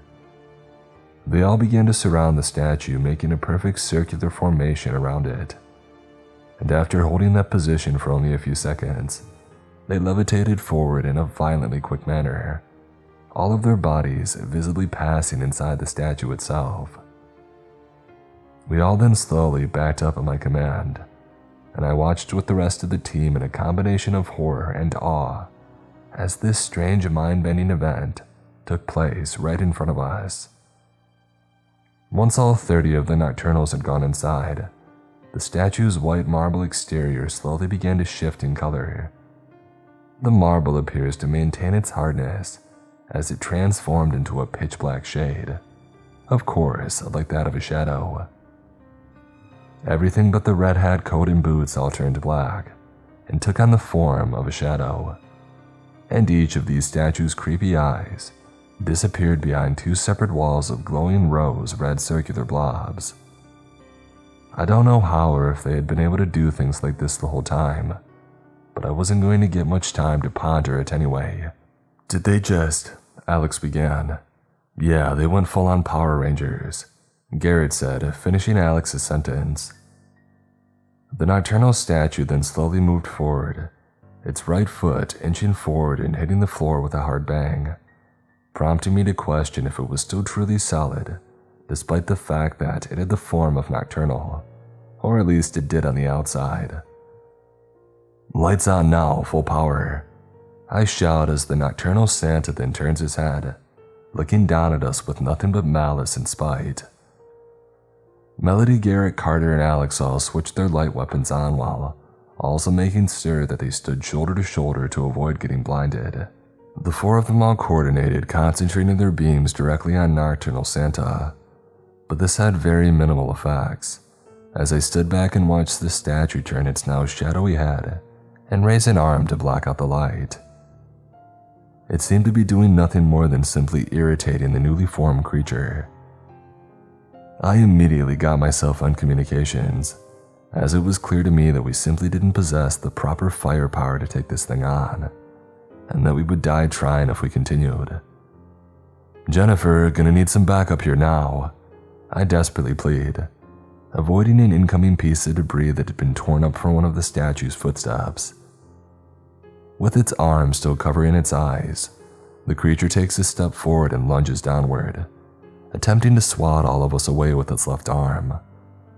Luckily, this thing was slow enough for all of us to react in time and evade what would have been a fatal blow. "What's going on over there?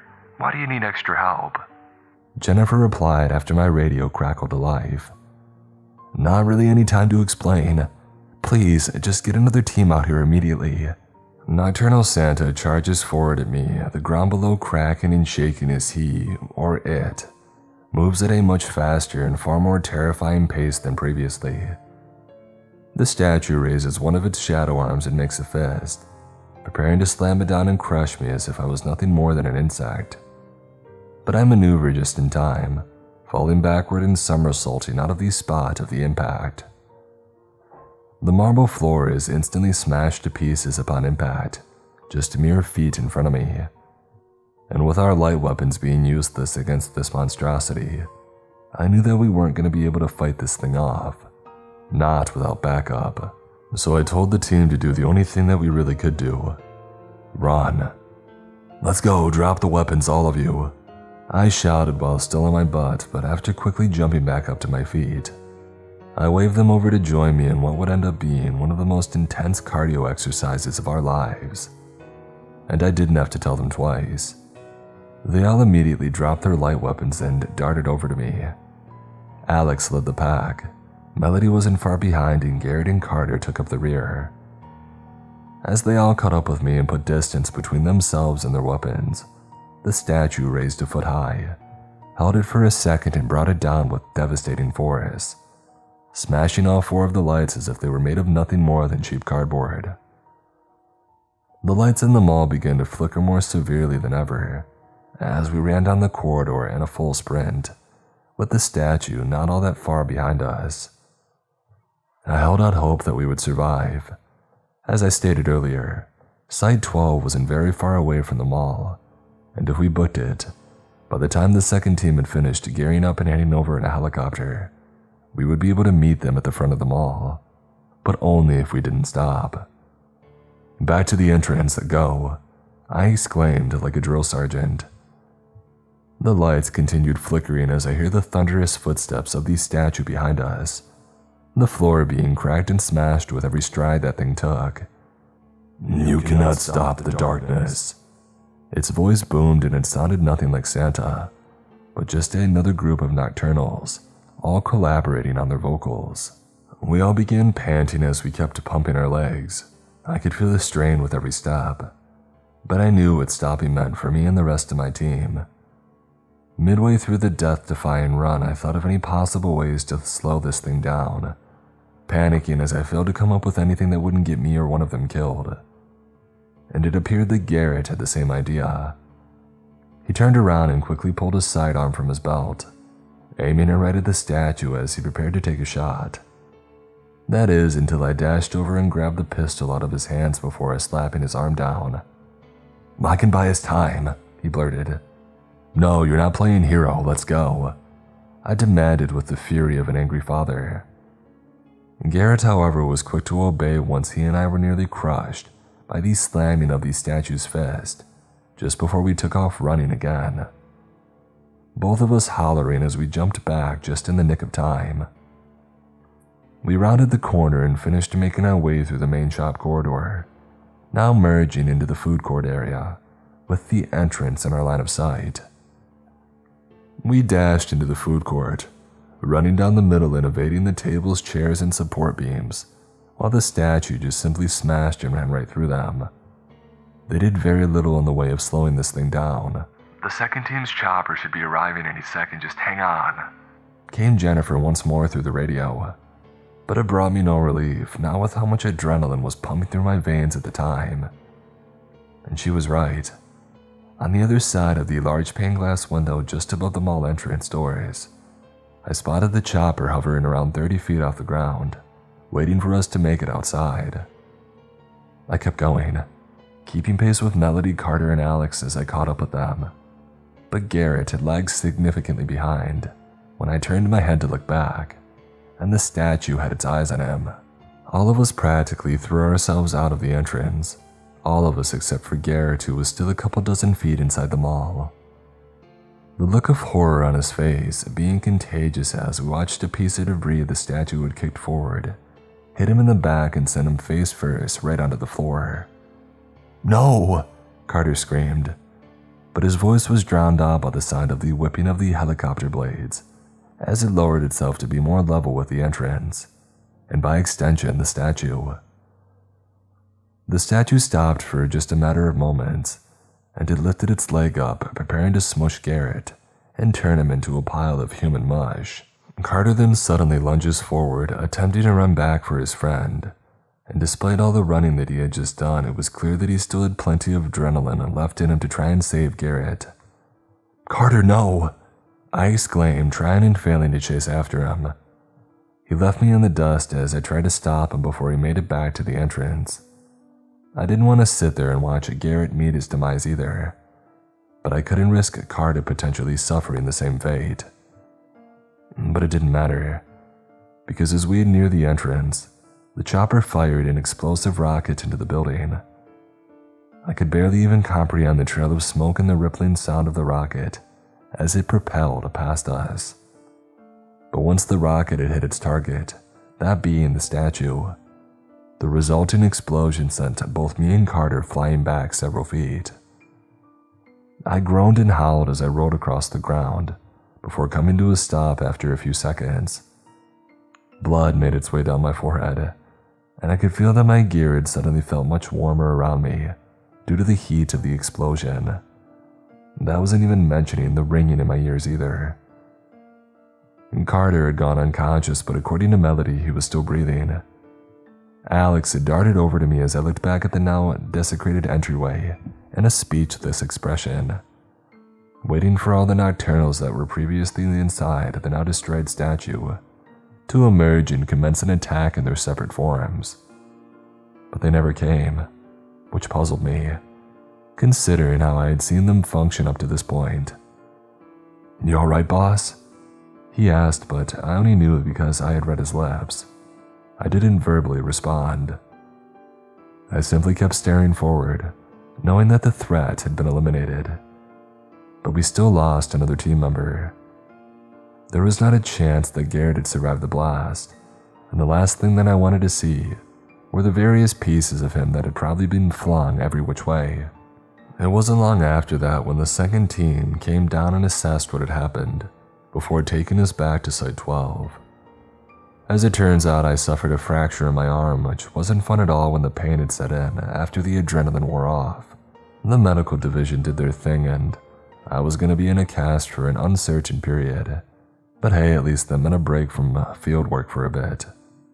Alex ended up going back to his site until he was supposed to permanently transfer over here, and I had honestly looked forward to potentially working with him in the future. Jennifer ended up allowing me a couple of days of rest before we had a post-mission conference between the two of us, and I was ready to get chewed out or worse. I took that time to do some very limited training with Melody, as we talked about the insane experiences that we had had with Terrence over the years. Wasn't going to be the same without him. Carter was more than broken up by what had happened to Garrett, and I couldn't blame him. That was his childhood friend after all, and after everything that they had went through, he had been snuffed out just like that. Sometimes I wish a bit more mercy existed in the world. I went out of my way to invite him to sit in on a few leadership meetings, of course making sure that I had been authorized to do so first.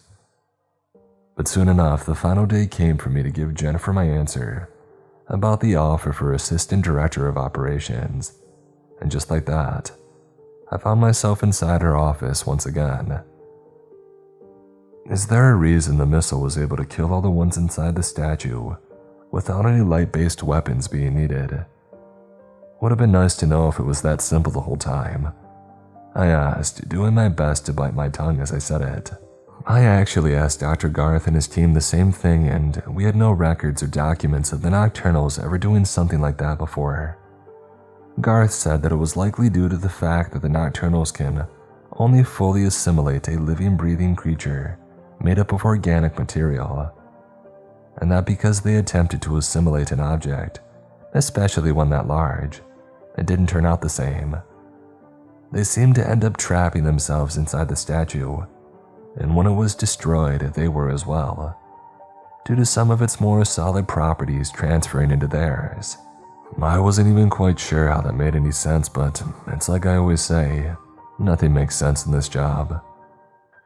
I didn't have anything to say in response to her explanation, so she of course moved on, not wanting to waste my time. So I know you're aware of what I need from you today. I'm sure you've had plenty of time to think it over. I need to know, Ron, do you want this promotion? Jennifer sighs, cupping her hands together on top of her desk. I looked at my cast and then at the floor. The room went so quiet that all you could hear was the blowing of the air conditioning. I had made my mind up about this matter as soon as the mission had ended. I was just circulating through all the different ways to tell Jennifer in my head. But soon enough it came to me, and it was the answer that I should have given all along. No.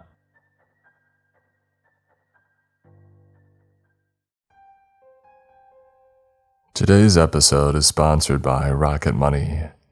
The start of a new year is the perfect time to get organized, set goals, and prioritize what matters most. For me, a top priority is my financial wellness, which feels more important than ever. Thanks to Rocket Money, my goals feel achievable. They show me all of my subscriptions right in one place and help me easily cancel ones that I forgot that I've been paying for. Rocket Money also pulls together all of my spending across all of my different accounts, so I can clearly track my spending habits and see where I can cut back. Rocket Money is a personal finance app that finds and cancels your unwanted subscriptions, monitors your spending, and helps you lower your bills so that you can grow your savings. Rocket Money has over 5 million users and has saved a total of 500 million in canceled subscriptions, saving members up to $740 a year when using all of the app's features. Cancel your unwanted subscriptions and reach your financial goals faster with Rocket Money. Go to rocketmoney.com/Mr. Creeps today. That's rocketmoney.com/Mr. Creeps. rocketmoney.com/Mr. Creeps.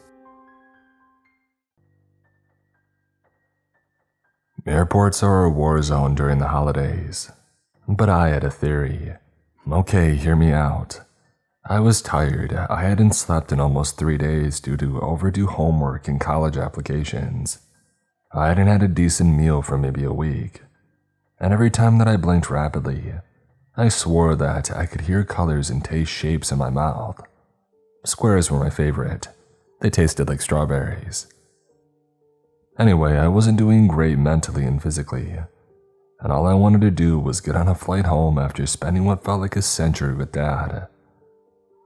And with 3 hours to kill, a dead phone, and half a brain cell left, I could do nothing but sit and watch the holiday chaos around me with squinty eyes, and listen to Last Christmas play on the intercom for the 100th time. My theory was brainwashing. Last Christmas is a great song, right? It's relaxing, romantic, and cheerful, which makes it the perfect song to control the masses without them even knowing. I've heard different countries use tactics to control their youth. In Europe, they play classical music in train stations and public places as a calming technique. But this was different. This wasn't calming. This was CIA-level torture, which made it the perfect unseen weapon. I know that I've lost you, and trust me, I would have lost myself just listening to this too. I had nothing else to think about, truly. My entire being had been taken over by George Michael, by that melody and those lyrics. It had snaked its way into my mind and leached onto me. Exhibit A, I turned my half-lidded eyes to a family of 4 sitting across from me. 2 screaming kids and a mom and dad who looked like they wanted to crawl into the ground. Their expressions showed that they were ready to blow, to start yelling and screaming and demanding. However, they stayed perfectly calm. The mom kept her attention glued to her phone, ignoring her kids, and the dad stared at the ground. I noticed there were 2 types of people. There were the people who had been sitting in the terminal floor for 3 hours, and then the newcomers practically throwing themselves through security like wild animals. The people sitting and standing around me were relaxed. I mean, sure, they looked pissed. They looked irritated and impatient. Their expressions twitched into not quite smiles and squinty eyes. But did they do anything? No. Because they had listened to Last Christmas sputter through the intercom for the last 3 hours, and their minds had been stirred into a giant soupy mess. Their will to start unnecessary arguments was gone. Their knee-jerking impulse to compliment the pathetic attempt at decoration around the terminal, gone. Even their ability to act impatient, to roll their eyes and be passive-aggressive. While the newcomers, Exhibit B, oh, they were a different breed. The newcomers did not belong in our industry, territory which we had fought for. I had sat in the same seat for almost 4 hours. I had watched YouTube videos that I didn't even like. I had scrolled through Twitter and Instagram so much that I was seeing the same tweets, these same posts. I had even found myself mindlessly looking through my settings app, which was the bottom of the barrel. My patience was gone, my ability to ask if this flight even existed, gone. Newcomers, however, were far more vocal.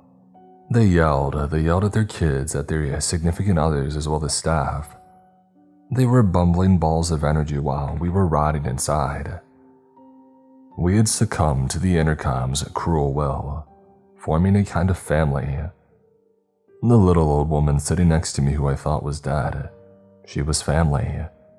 The teenager playing League on his laptop, family. The group of 20-something-year-old women all watching Stranger Things at the highest volume. How did I know that? Their squealing, their obsession with quoting every single sentence, and their erratic bursts of synchronous laughter, which did not fit a group of grown women, but to each their own. You can enjoy whatever you want. Even they were family.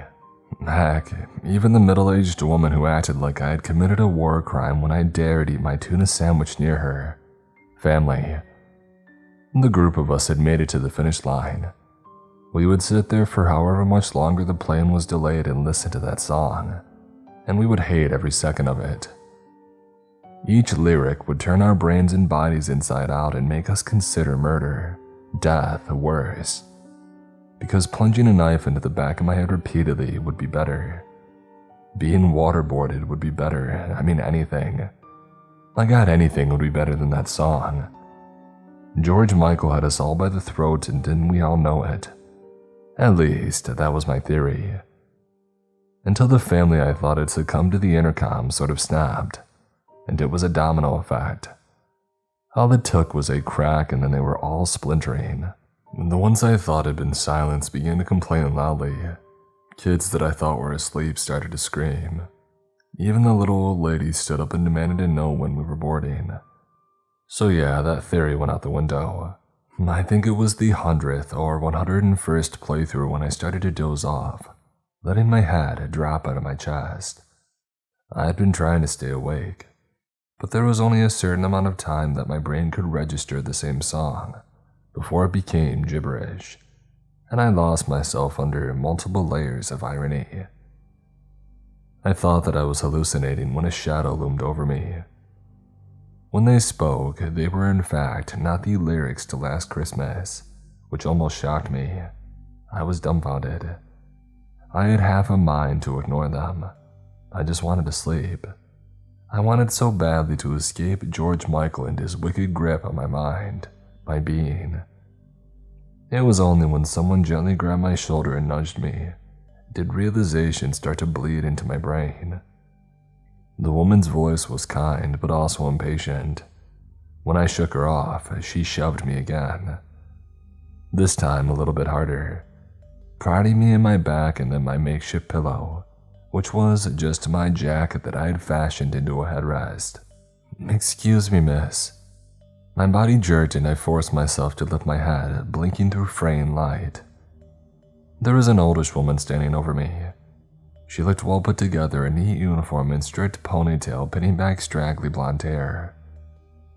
The boy playing League 3 seats away suddenly looked uncomfortable. He was shifting in his seat, his hands wrapped around his backpack. It took me a disorienting moment to realize that he was planning on making a break for it. I watched him stand up halfway before slumping back down, his laptop clutched to his chest. His eyes flicked back and forth. He was looking for an escape route, but there was only one escape route, and that was through security. The kid met my gaze for a moment, and I automatically read his expression. His eyes were wide with panic, lips curled in disdain. He was waiting for the woman to start talking to me, and that was when he was going to make his grand escape.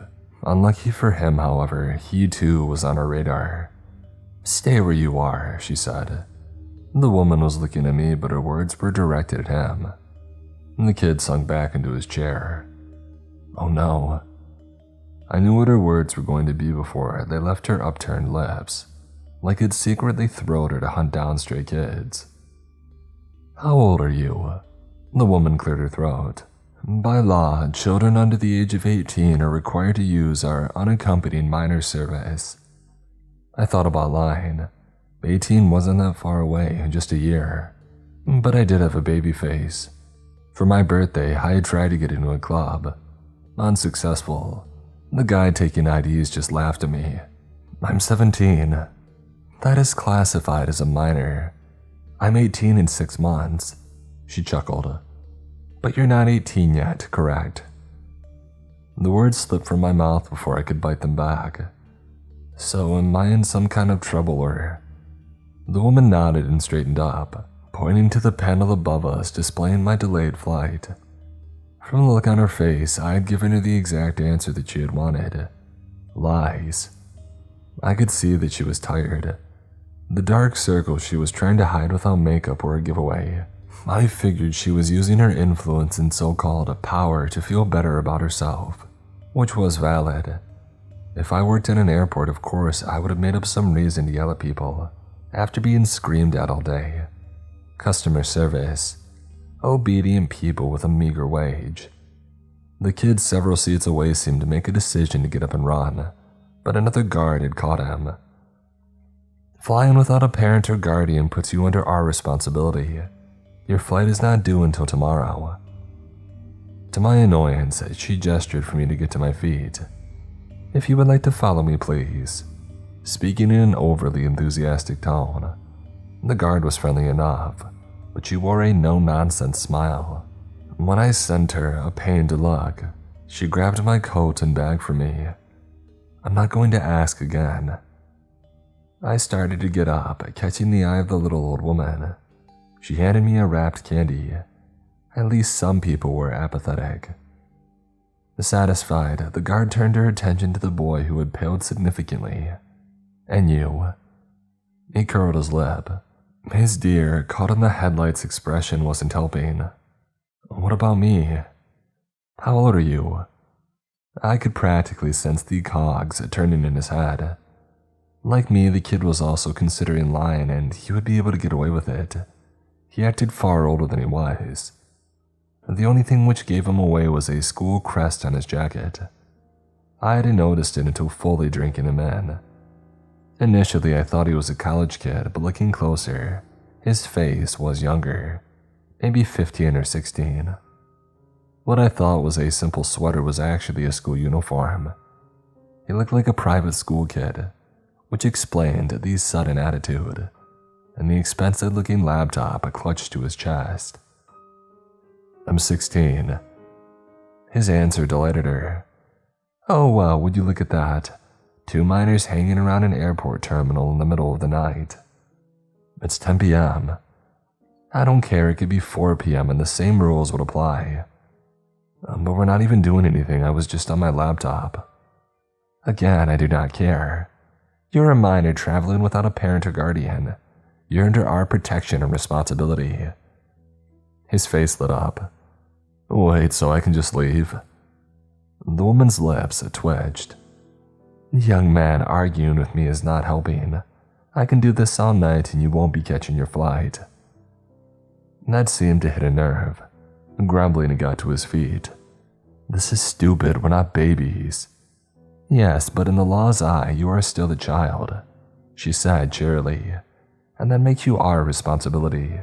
Shooting everyone a scowl, the kid pulled up the hood of his sweatshirt and ducked his head in defeat. We had no choice. Standing up, I grabbed my backpack, headed through security. The place was empty, though I had expected it. It was pretty late at night. The guy behind me was dragging his feet, and every time his sneakers squeaked on the floor tiles, I thought he was going to make a run for it. He didn't though, so at least I wasn't lonely. As the woman led us through double doors and down a long winding corridor, I expected him to try and at least attempt conversation, but when I turned to introduce myself, he was glaring at his phone and had his earphones in, most likely to block me out. "Where are we going?" I couldn't help but ask after stumbling through the third automatic door. The place looked progressively more abandoned the deeper that we found ourselves. My question was ignored, so instead of following the woman's heels, click-clacking down a particularly eerie hallway, I came to a stop in front of a metal door. If she was going to ignore me, then sure, I could act like the child she thought that I was. "What's in there?" I asked conversationally, pressing my face against rough metal. I was ignored again. The boy who I thought was the rebel of all rebels had twisted around, an impatient scowl curled on his lips. I'm pretty sure that I would have been just as annoyed as him, but sitting in the terminal for almost an hour a day, listening to these same songs had messed with my brain. I had entered the airport a normal, average person with coherent thought. Hours later, I was a shell of myself, thanks to last Christmas. Now that I was free to walk around the back rooms of an airport at night, I felt a sense of childish exhilaration running through me. Unfortunately, my companion failed to share it. He just mumbled something under his breath and trailed after a guide like a sheep. "Hey," I saluted him, eager to make at least one friend in my bad situation. "What's your name?" He scoffed. "Why should I tell you?" "Why not? I'm Ruby." "Guys," the woman's voice echoed back through the door at the end of the walk. "If you waste my time, I will waste yours when it's time to board your flight." The sound of her click-clacking heels had stopped. "And yes, that means what you think. We can stop you getting to your flight." For the first time since meeting him, Private School Kid and I seemed to finally meet a mutual agreement. He sent me a look of horror. "They wouldn't," he said in a sharp breath. "Oh, would they?" "I can believe it. But that's illegal. They just can't keep us here." His age was starting to show. I nodded, gesturing down the hall. "We should probably..." I motioned for him to follow, and to my surprise he nodded. "Right." The two of us hurried to catch up with her, and I pretended not to see the kid's trembling hands. The woman was waiting in front of a large metal door. Her smile was far too wide for me to trust her. Maybe she had just secretly enjoyed throwing us in isolation.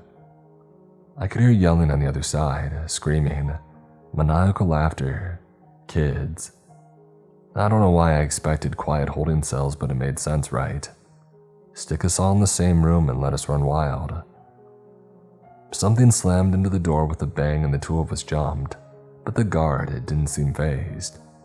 I was starting to wonder if she had been driven to this, if she had been dealing with whatever was on the other side of the door. I didn't blame her attitude towards us. I call Private School Kid's luck. His eyes were wide, almost cartoonish. And here we are. Officially, it is the Children's Traveling Alone Lounge, though we call it the Underworld. Her lips quirked. For adults, that is, but for kids, it's a playground. Think of it like a club. All of you share the same situation. You're all stranded here for the night, so I expect good behavior. We do not tolerate the following: smoking, drinking, or substance abuse. Also, bullying, teasing, or threatening fellow passengers. There are activities available in sleeping bags if you just want to sleep.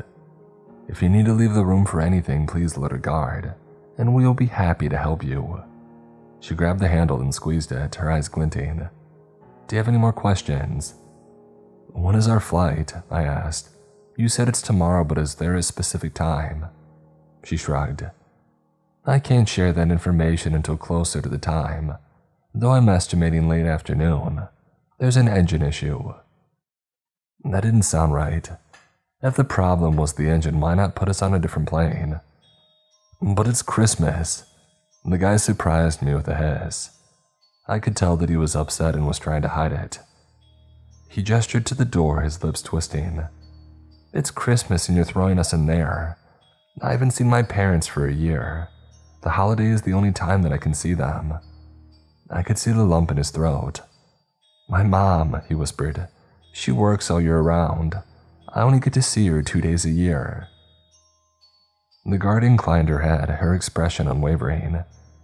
Oh, sweetie, I've heard that story 50 times today, she said with an eye roll. You would not believe some kids' imaginations.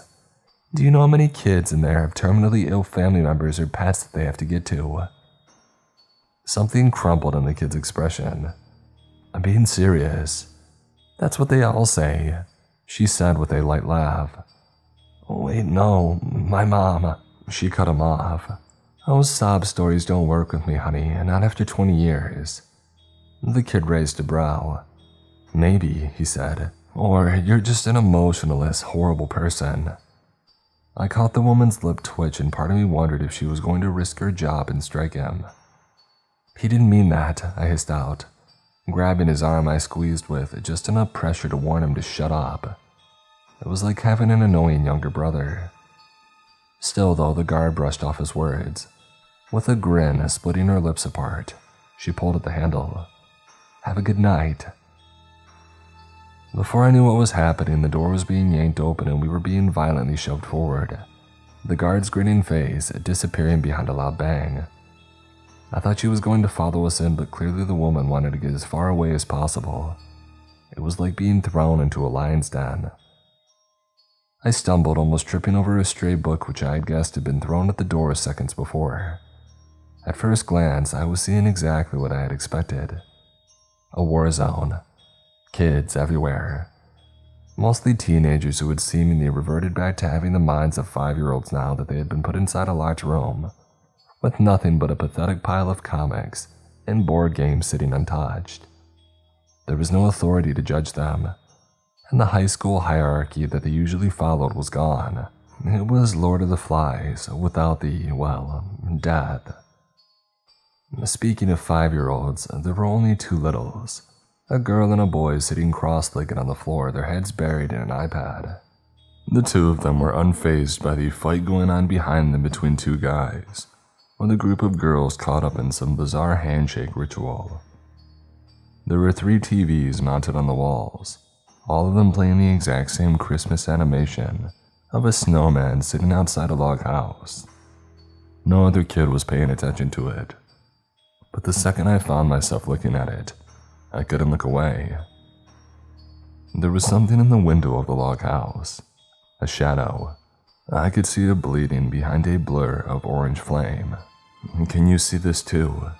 I whispered to the private school kid. You mean the snowman animation turning my thoughts to mush?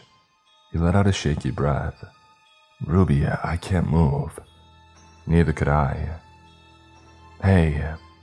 He was mudging me, but his voice felt and sounded a million miles away. I was aware of his clammy hand wrapping around my wrist, his fingernails slicing into my flesh. My sister came here a year ago. His voice bled into my ear. She came back different. Different, yeah, different. His voice echoed in my skull. Oh, Lydia, she was different.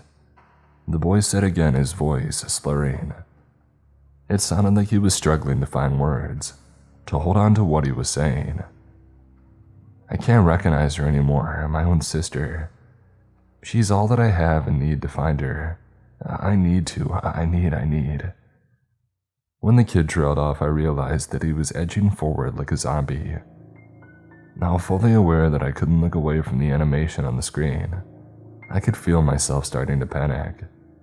I could sense his too. His gaze had been captured. Whatever he had been meaning to say had been torn away, all of his attention glued to the animation. Just like mine.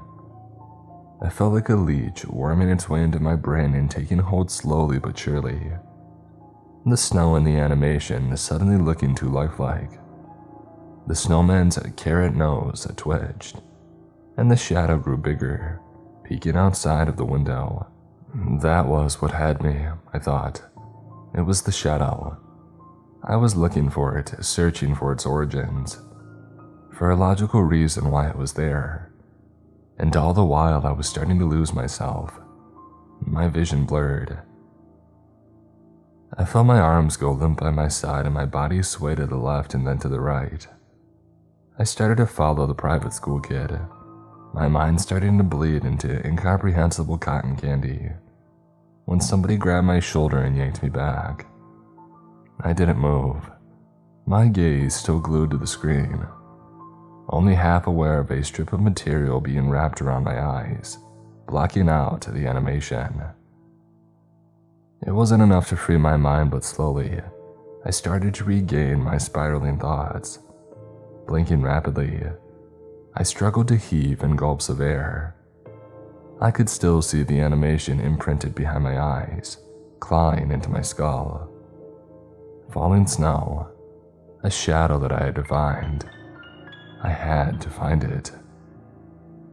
And with it came memories of bland-looking hallways, a children's home filled with little kids, and my own room filled with wooden bunk beds. A middle-aged woman stood in front of me with sympathetic eyes. "I'm so sorry about your mom and dad," she whispered. "Ruby, if there's anything that I can do for you, just let me know." The woman pushed a glass of milk across a beaten wooden table. I could hear her in my mind. She sounded real. It was perfect clarity. But I knew that it wasn't real, because I had seen my dad earlier that day. I had eaten breakfast at his kitchen table and laughed at stupid Hallmark movies with him. My dad was alive. So why was this thing, this sentient leech, trying to tell me otherwise? When I was conscious enough to know what was happening, I realized that I was being dragged back and shoved into something soft. A beanbag. Once I could breathe again, my mind my own, my hands instinctively went to tear off the blindfold. "Hey!" A girl's voice had startled me.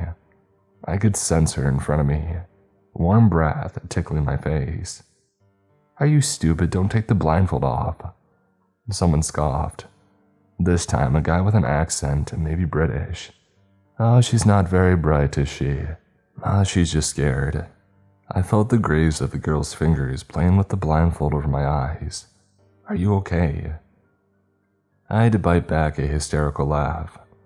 What kind of question is that? I want to know what's going on. First, I sensed to get closer. "Tell us your parents' names." Something ice cold slid down my spine. "What?" "Oh, you heard her," the Brit said. "Your parents' names." "For what?" I demanded. "We should call someone, right? The police." "No signal in here," he deadpanned. "Names now." I took a deep breath, blinking against the blindfold. "My parents are Cassandra and Adam Jameson." "Good," the girl breathed. "Keep a hold of them. Repeat them in your head if you have to. And whatever you do not look at those screens." I thought back to the private school kid's blank expression, his unblinking eyes. Why? Because, the Brit cut in. Those things make you think that you're an orphan.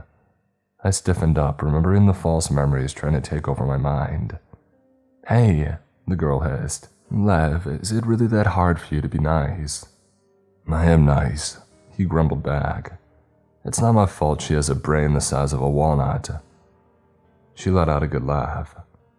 I heard the sound of flesh hitting flesh into very quiet. "Oh," before she turned her attention back to me, prodding me in the forehead. "Excuse Levi, I'm pretty sure this is his first proper social interaction in years. I don't think that I've seen him smile one time, and we're only friends because he saved me. But yeah, he's right.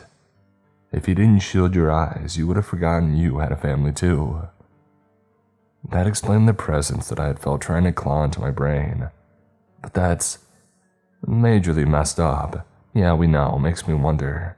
My brainwashed a bunch of unaccompanied minors into thinking that they're orphans. I thought back to what the private school kid had said earlier. He spoke of his sister who had come to this airport and returned home, different. The guy that I was with, I said, I think that he knows something. He said something about his sister. He was looking for her. There was a pause. I could sense them looking at each other. You mean the kid in the uniform? Levi said. Yeah, I don't see him helping anytime soon. He was gone before I could cover his eyes. I had already made an unspoken pact with myself to look out for him. Very true, Talia said. However, I am intrigued by him. Opening my mouth to speak, I jumped when the sound of the door opening almost sent me tumbling off of the beanbag. I sensed Levi and Talia next to me, and then hands scratching at my face, struggling to pull off the blindfold.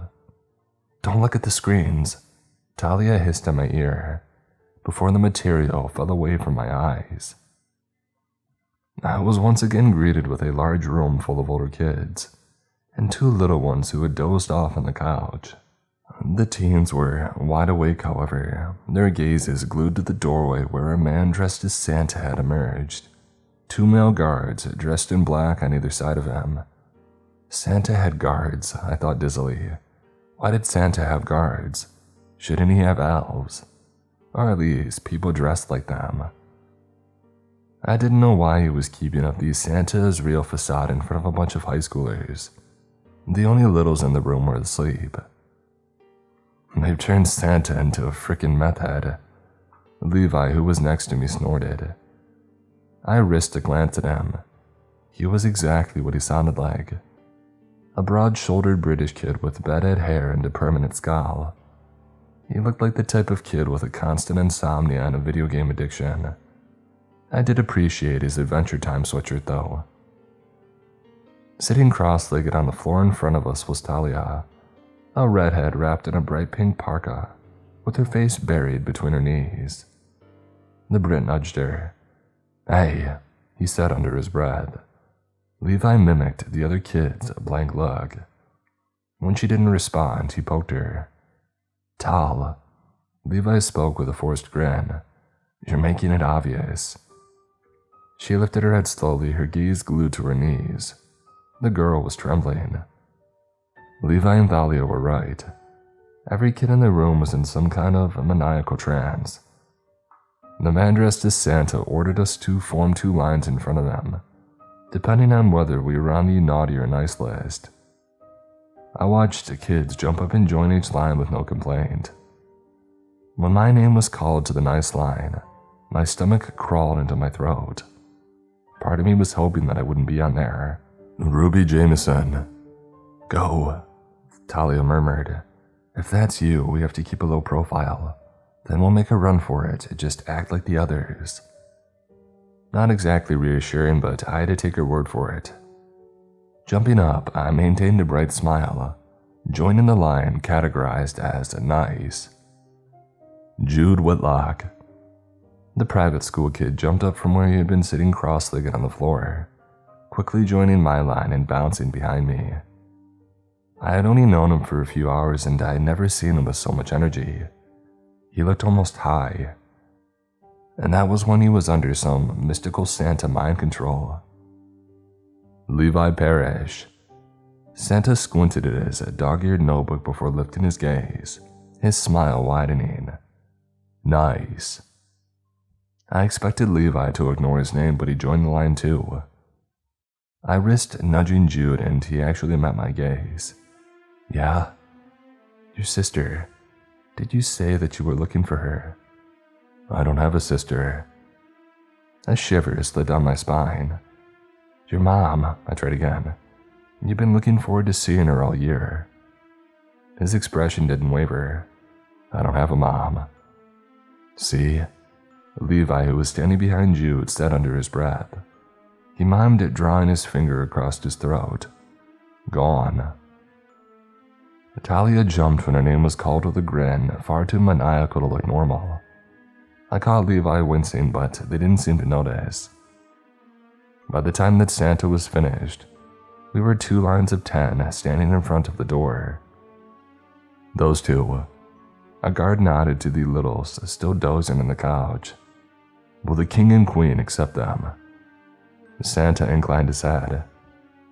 I have a dear friend who has been desperate for a younger human child. Put them with the others.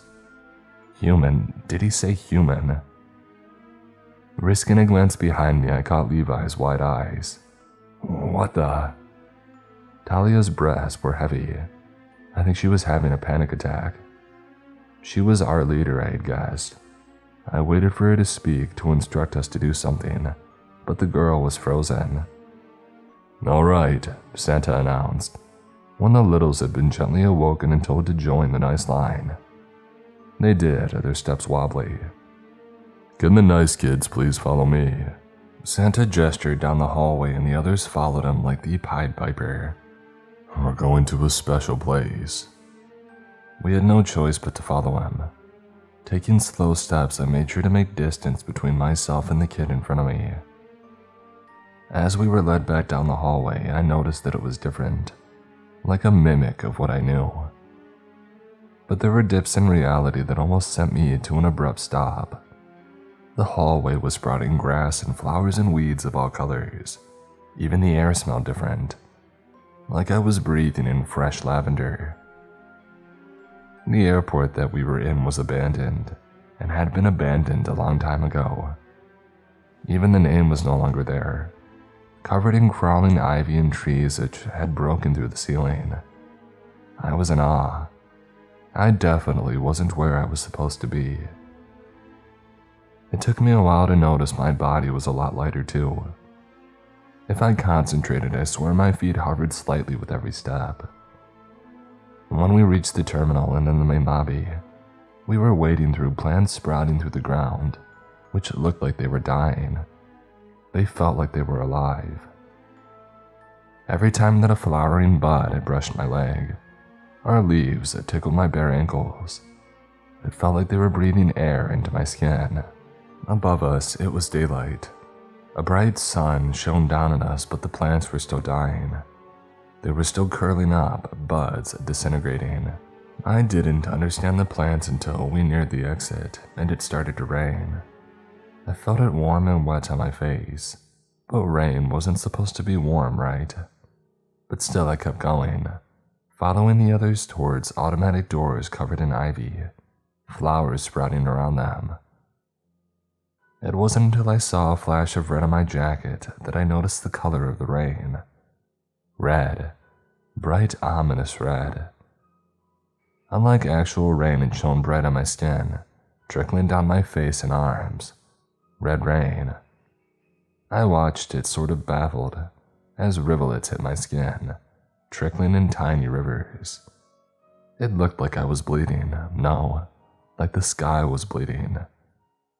Lifting my head, droplets dotted my forehead, and then my lips and eyes.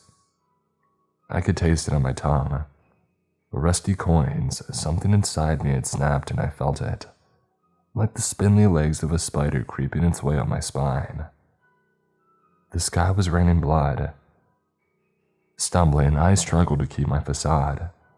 When we trapezed out of the airport into blinding sunlight, my shoes set foot on soft grass and flowers. Flowers which were coming to life, spattered by intense red. Whatever was falling, what was staining me, painting me in blood, it was bringing them back to life. Panic started to curl in my chest and gut. I risked a glance behind me, but I only caught Jude's wide smile. No sign of Thalia or Levi. I looked again, but there was just Jude. It started to pour with red rain, but not just rain. Something hit the ground in front of me with a wet and meaty smack. I didn't register that it was a head until I had walked past it. I recognized the head of one of the naughty kids. His eyes were still wide, lips split into a joyful smile. I wanted to scream, I wanted to cry, but something was stopping me. Maybe it was the gentle breeze which had picked up, blowing my hair from my eyes, or the light giggles that I could hear. Again, I stumbled. this time over a twitching tendril snaking its way across the ground. The world in front of me was not the city that I knew. It was not bustling streets filled with late rush hour and late night shoppers. What I was seeing were winding roads covered in moss and ivy. I was seeing towering buildings which reached the clouds made of twisted branches. There was something that I recognized. It was a bus from our world. But like everything else, it looked abandoned and wrong. I don't even think that it had wheels. The bus was waiting for us on the edge of the sidewalk, and despite being soaked in bright red, I continued to walk, following the other kids as they hopped onto the bus one by one. The murmurs followed me, and the more that I paid attention to them, their presence grew. They played with my hair, humming nursery rhymes my mother used to sing to me, and then one of their own in a language that I couldn't understand. But it was beautiful and melodic, something that I wanted to listen to forever. In the corner of my eye, a light was blooming, and the closer that I got to the bus, it glowed brighter. Those images were back. The children's home, wooden bunk beds, my own unhappy face. My mom and dad were dead. They had died when I was 11. The light was slowly encompassing my vision. Words began to form in my mouth. I didn't have parents. My hair was tugged violently, their giggles growing shrill.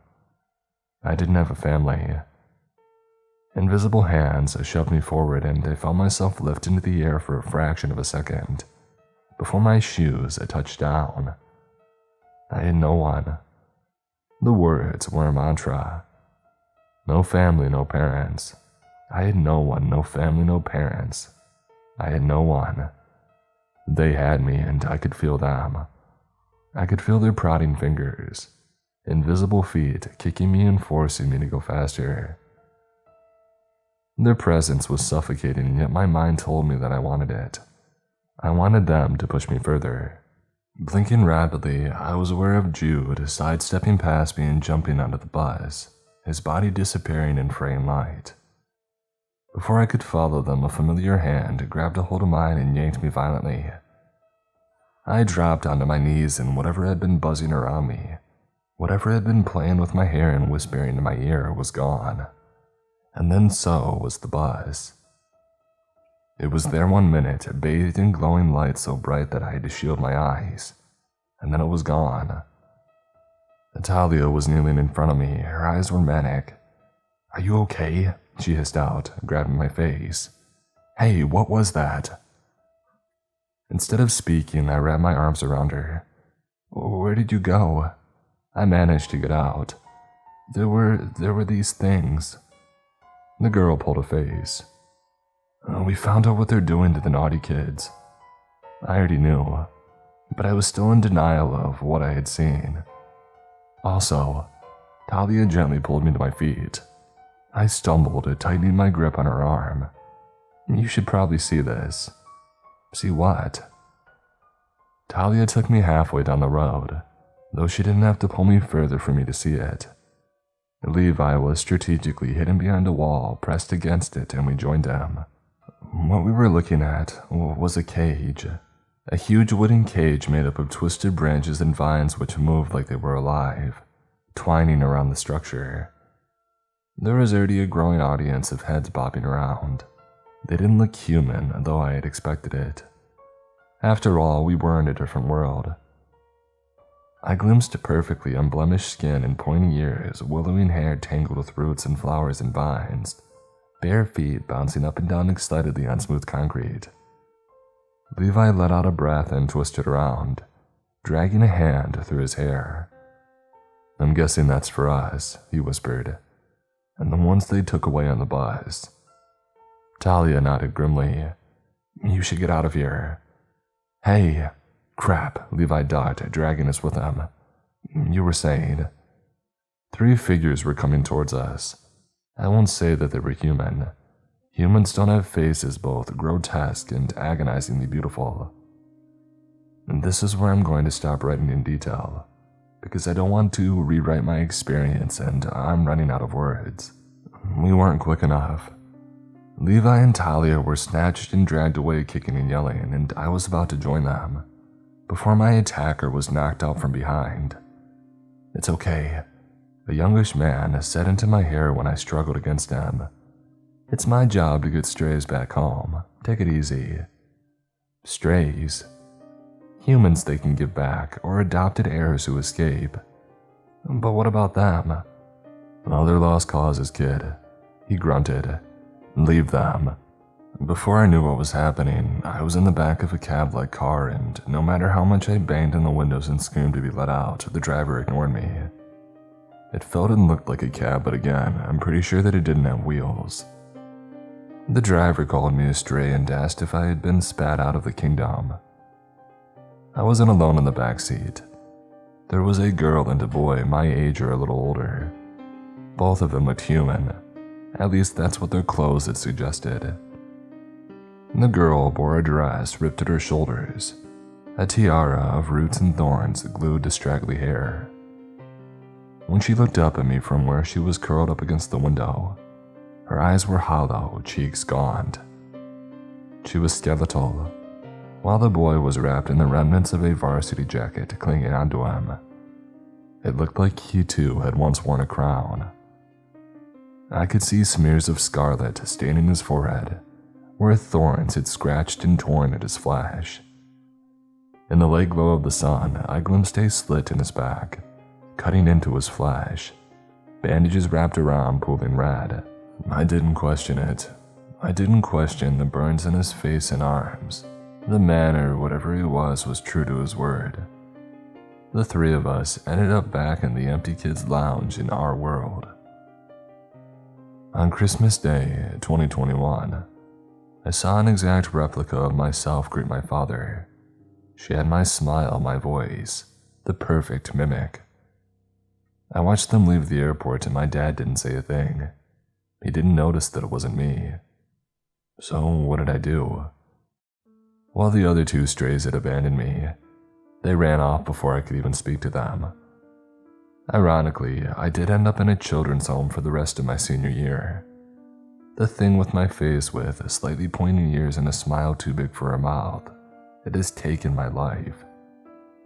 This Christmas, I found a surprise waiting for me when I got back from my college class, a sign that they were going to follow me no matter what. My roommate lay dead in a puddle of water, a piece of parchment stuffed down her throat, and standing in front of the window in my dorm room was a shadow bleeding into view. I recognized what was left of a school sweater hanging from a skeletal figure, a head of overgrown dark brown hair adorned with tangles of flowers, thorn and bone twisted into a crown. Jude. The crown looked like it had been forced onto his head. I could see indentations and cuts where it had sliced deeply into his flesh. He didn't say anything. His lips curved into the first genuine smile that I had seen on his face. Despite his smile, his body was battered and bruised. Ink markings covered his arms and neck, fresh burns scalding the skin of his hands. He was gone before I could open my mouth, leaving me with my dead roommate and the note, written in perfect calligraphy, words lightly smeared, was an invitation to the ceremony taking place this year. If I did not attend, they will come and get me themselves, and my roommate is the first casualty of my ongoing disobedience. I think they know that I was somehow connected with Jude, and he too was paying the price. Does that mean that the others are too? I wonder if I'm crazy enough to try and get them back.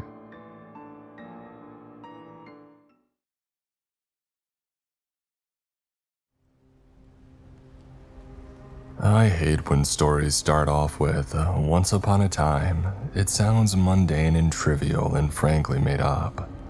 So let me tell you about this one time on Christmas Eve when Santa himself was resurrected by the devil.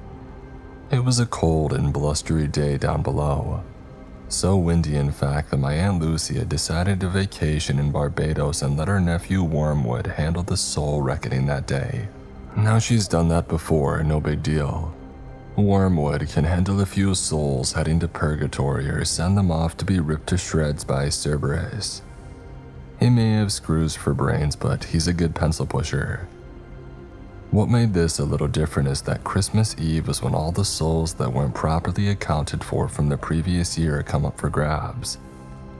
Basically, Wormwood's job is to make sure that none of these dead people got sent here by accident, and then to feed the rest of the souls to the hungry demons that Lucy hardly pays attention to. It's a demon eat demon place down there. Wormwood was doing his job, rallying up numbers and getting the souls sorted when he came across one unanticipated snag. The soul that came up to be processed was that of an ethereal being. Let me pause and explain that. No, never mind, that will probably take too long. No, hang on, I probably should. Santa Claus, as I'm sure most of you already know, doesn't really exist, except for that wiggle room where he does exist. Thanks to all the people in the world that keep insisting that he's a real deal thing. So because of that, the combined belief of the children in the world makes Santa a real thing, an immortal being that will be around till the end of time. There's just one snag about that. I killed Santa last year.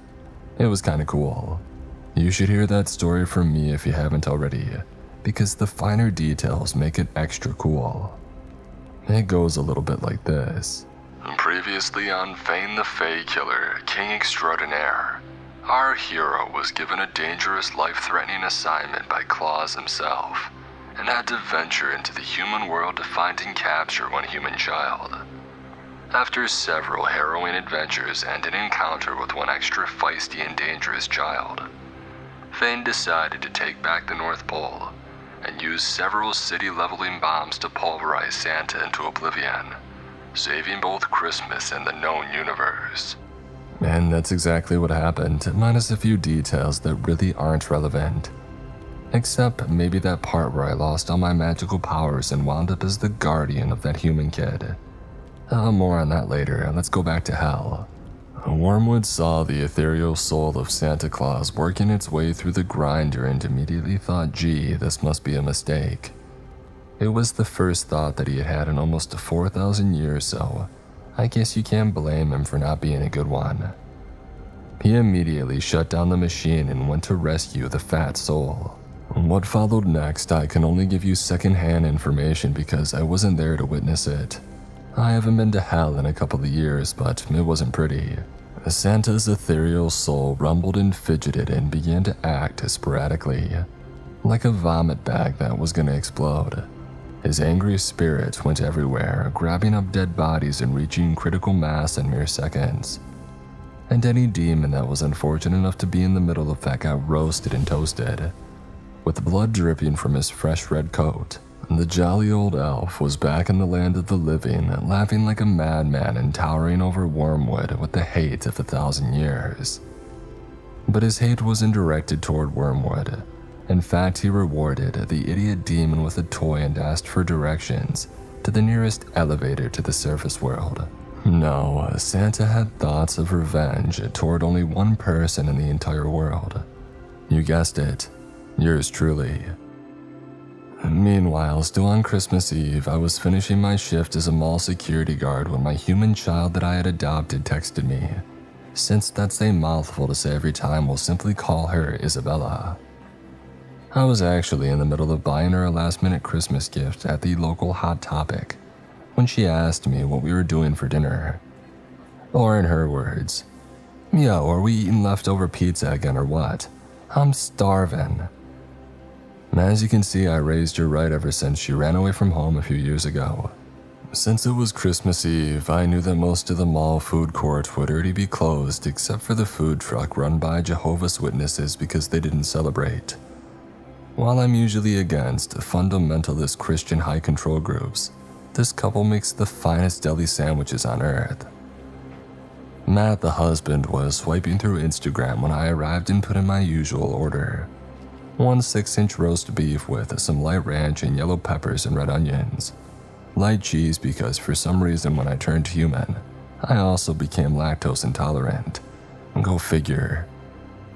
His wife Jessica started making the sandwich when behind us I felt the cold winds of the poles themselves begin to push their way through the food court.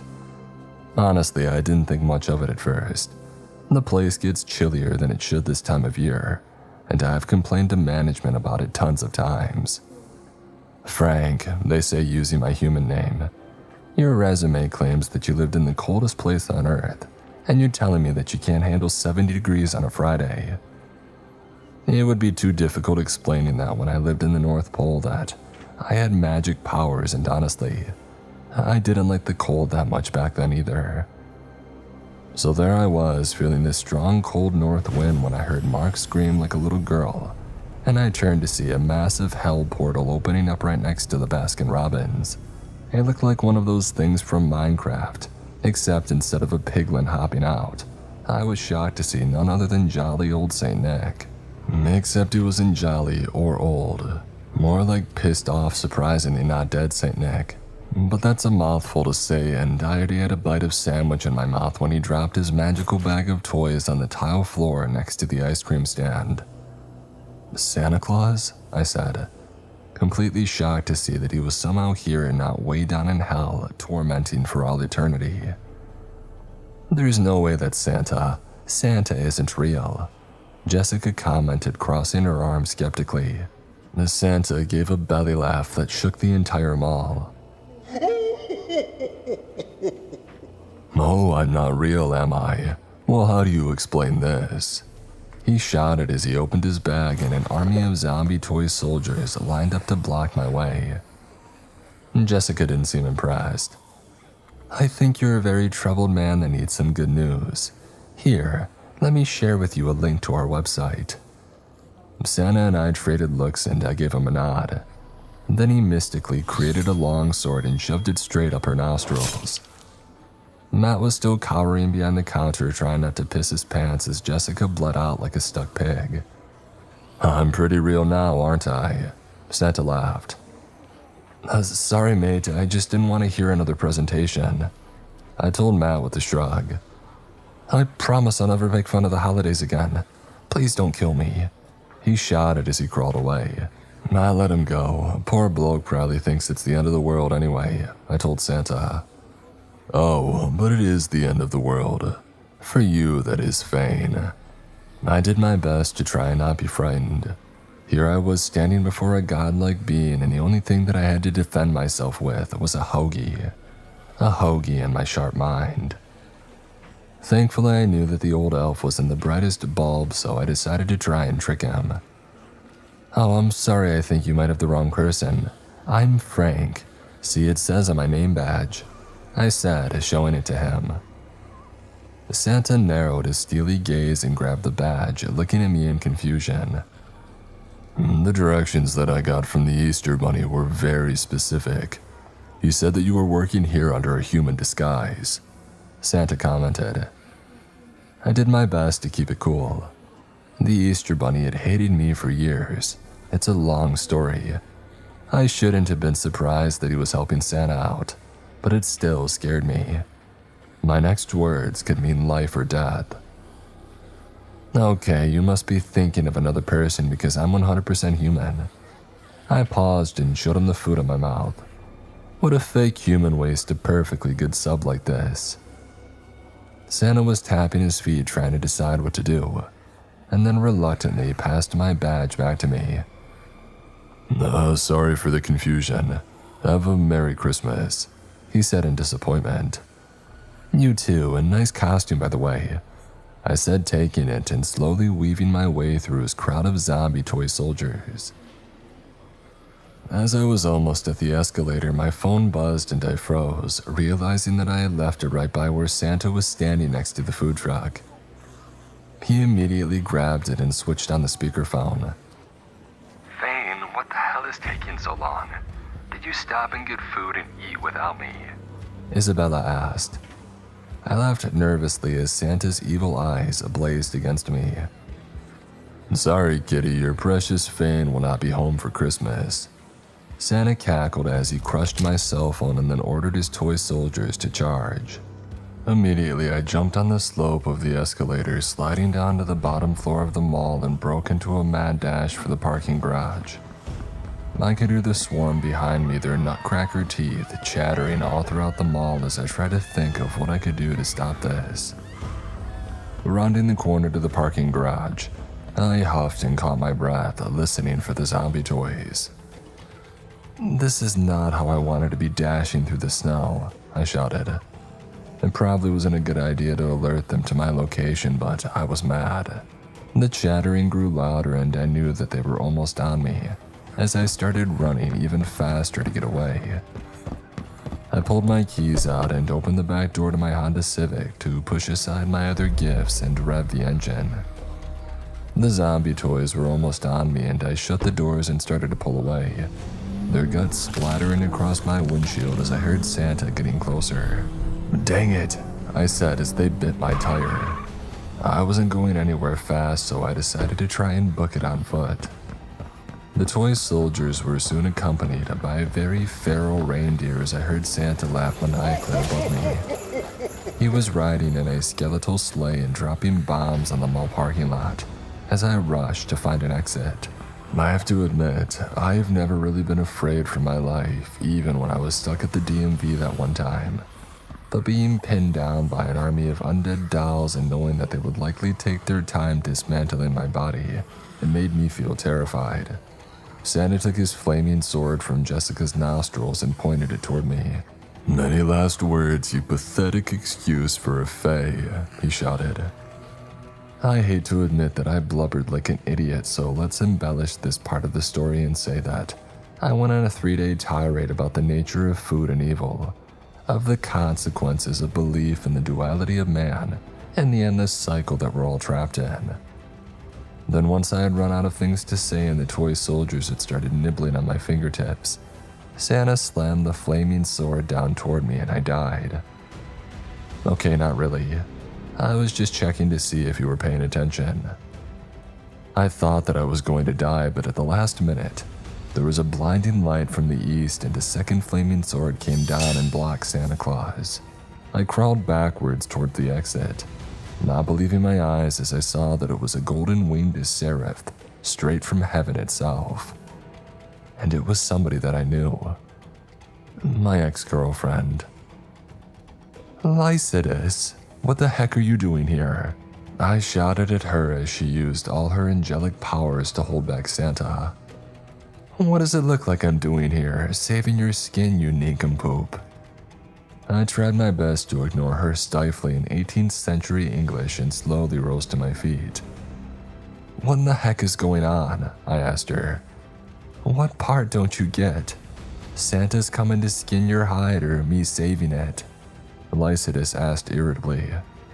"Honestly, both," I admitted. "Look, I only have time to explain one thing, so let's go with what you need to do now. Thane, you have to get your powers back and take out all the evil in Santa's heart, or Christmas is doomed forever." "Oh yeah, I guess that makes sense. Wait, my powers back? How do I do that?" She was straining against the weight of Santa trying to get to me. He was strong, but thank God she was stronger. No, seriously, thank God. He's her personal trainer, and the dude that stole her from me. Prick. "You need to find Tysander. He knows the way," she shouted to me. The sparks between the two swords looked like they were about to start a nuclear explosion. I knew what I had to do, but honestly, I wasn't sure that I had the courage to do it. She told me to run, and I knew that I was at least good at that, so I ran outside to the bus stop and told them to take me to my apartment complex. Lycidas had saved me some time to hide from Santa, but honestly, it wasn't very much. As I made my way to our little hole in the wall, I had a heavy decision to make. Run away from this and hope that Santa never found me, or try to get my powers back as a fae and take down the villainous elf. When I got to the apartment, I had made up my mind, and then I saw Isabella standing there at the foyer, looking pissed because I had forgotten to grab her dinner. "Why did you ignore my calls? You better not have gotten that stupid gift that you were trying to surprise me with," she told me as I hurried into the lobby. We need to get upstairs and lock all our doors and pack for a trip to Mexico. Or maybe Canada. Do you like clubbing seals? Isabella saw my strange pale expression as we got into the elevator, and immediately her attitude changed. Oh God, the college recruits found us, didn't they? Worse than that, I'm afraid, I admitted to her. I told you to stop eating from that food truck. Those fundamentalists are relentless, she said worriedly.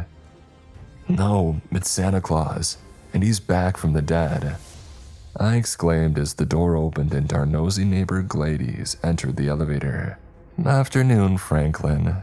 Izzy. Playing Dungeons and Dragons again, are we? She said with her nose up in the air. We said nothing until we got in the apartment and Isabella locked the door, studying my face to see if I was lying. You're serious about the Santa thing, but how was that possible? Didn't we kill him like 2 years ago? She asked. Did he get purchased by Disney or something? I sighed and nodded weakly, figuring that explanation was easier than anything that I could conjure up. As somehow Santa Claus returned. Isabella ate a bite of a Lunchable as she paced our apartment. Well, this seems like a simple enough solution. You just gotta kill him again, right? You're forgetting the part where I'm human now. I need my fey magic to fight him properly, I told her. Well, can we buy it on eBay? She asked. I still have my parents' login. No, and it's too dangerous to go and get some anyway. Which is why we're gonna be on the run and change our names and become Canadian citizens. Now start practicing your accent and love of NSYNC, I told her as I grabbed a bag from the closet and stuffed clothes into it. Nah, I think it makes more sense that we stop Santa for good. I mean, I tried the whole runaway thing, remember? It's cliche at this point, Isabella told me. Now, Isabella, eh? That doesn't sound like you want it that way, eh? 'Cause I want it that way. That's Backstreet Boys, she pointed out. All boy bands look the same. Come on, start packing, I insisted. Fane, we can't outrun something like Santa Claus. He's like the champion of hide and seek, she said. I slumped on the bed, knowing that she was right. You really think that I should try to get my fey magic back? I asked. Sure, I mean, how hard could it be? Well, basically, I have to go find the Sandman and enter the Land of Dreams, both of which I've only ever heard rumors about, I told her. We get to meet Tom Sturridge, she squealed like the biggest fangirl ever. Unfortunately, no. This is the real Sandman, and he's definitely not as friendly as the TV version, I told her as I started to unpack. Huh, that's a little disappointing, Isabella admitted. May gets that a lot, I admitted as I grabbed a few key items and added, we better get going before Santa catches up. Instead of boring you with the details of how we found the Sandman, I think I'm just going to skip forward a few scenes in this story to how I entered the Land of Dreams. It involves pixie sand being injected into my veins and a head clamp that sends 30,000 volts of dream energy into my human body. Now, Fane, keep in mind that when you enter the dream realm, there are a certain number of rules that you need to obey to stay out of harm's way, and Tysander said as he pet his raven. All gloomy goth cosmic beings have ravens. I'm good with ritual pastas. What are the rules? I asked. Tysander blinked at me. I mean, I don't know, mate. I thought you had like a print-off. Why would I have a print-off? You're the Sandman. It's not like I keep handbooks lined up and go take tours, he snapped back. Well, lovely. Well, how about focus on telling me what I have to do to get my powers back? You're gonna need to find your shadow self, the part that was taken from your body by the cursed Santa put in you all those years ago. Merge with your shadow self and convince the lonely nightmare to take you back across the street to the land of waking, and you'll be scot-free as a fae again. Unless, of course, the other Endless decide to hunt you down and destroy your dream soul. In which case, remember the number 42, Tysander remarked. Okay, can you write that down? Nope, I'm pretty sure some of that came from Neo Gaiman, so it's probably a bit more fancy than it should be. The Sandman said as he yawned and told Isabella to relax while we started. A few hours for us will be weeks for him. Do you really want to do that to yourself or him? The Sandman asked. Isabella had just finished popping popcorn. Not exactly how I wanted to spend Christmas, but it beats rewatching Seinfeld, she said, giving me the thumbs up. And remember, what is the plan if Santa shows up while I go full Inception? Shoot him in the balls and run, Isabella said, patting the small Winchester rifle that Sandman had on him for some reason. Look, the guy's a bit nutty, I don't ask questions. I swallowed and I looked at the two of them, promising that I would return with the prize I sought. And then Tysander flipped the switch. I've been on acid trips before, but this takes the cake. You ever seen Inside Out or Alice in Wonderland, the Burton version? This felt like that, except I was watching myself walk along this long corridor of winter globes. Each little snow globe had a different version of It's a Wonderful Life playing.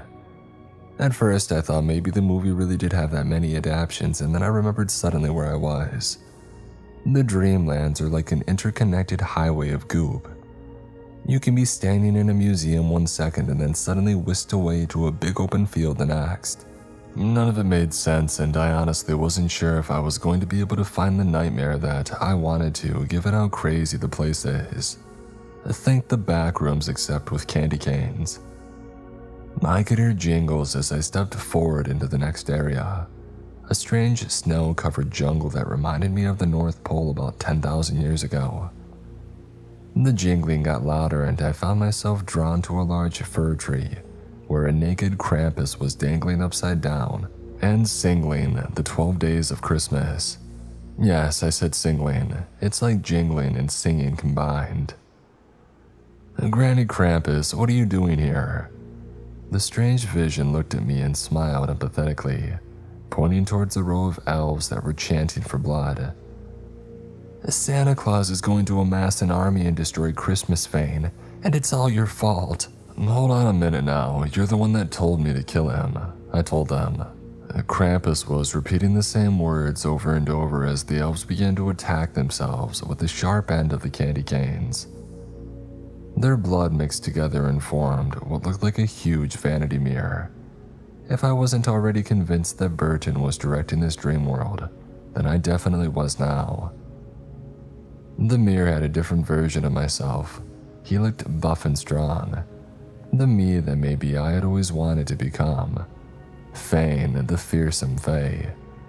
But he also had dark eyes, a dark smile that I'm pretty sure that he was a vegan. It was a vibe that I got from him. Vegans go to a special circle of hell right next to Karen's. The reflection spoke. Do you know who I am? It asked in my voice. I'm hoping you're my shadow self so I can get the heck out of here, I said to it. The mirror sighed.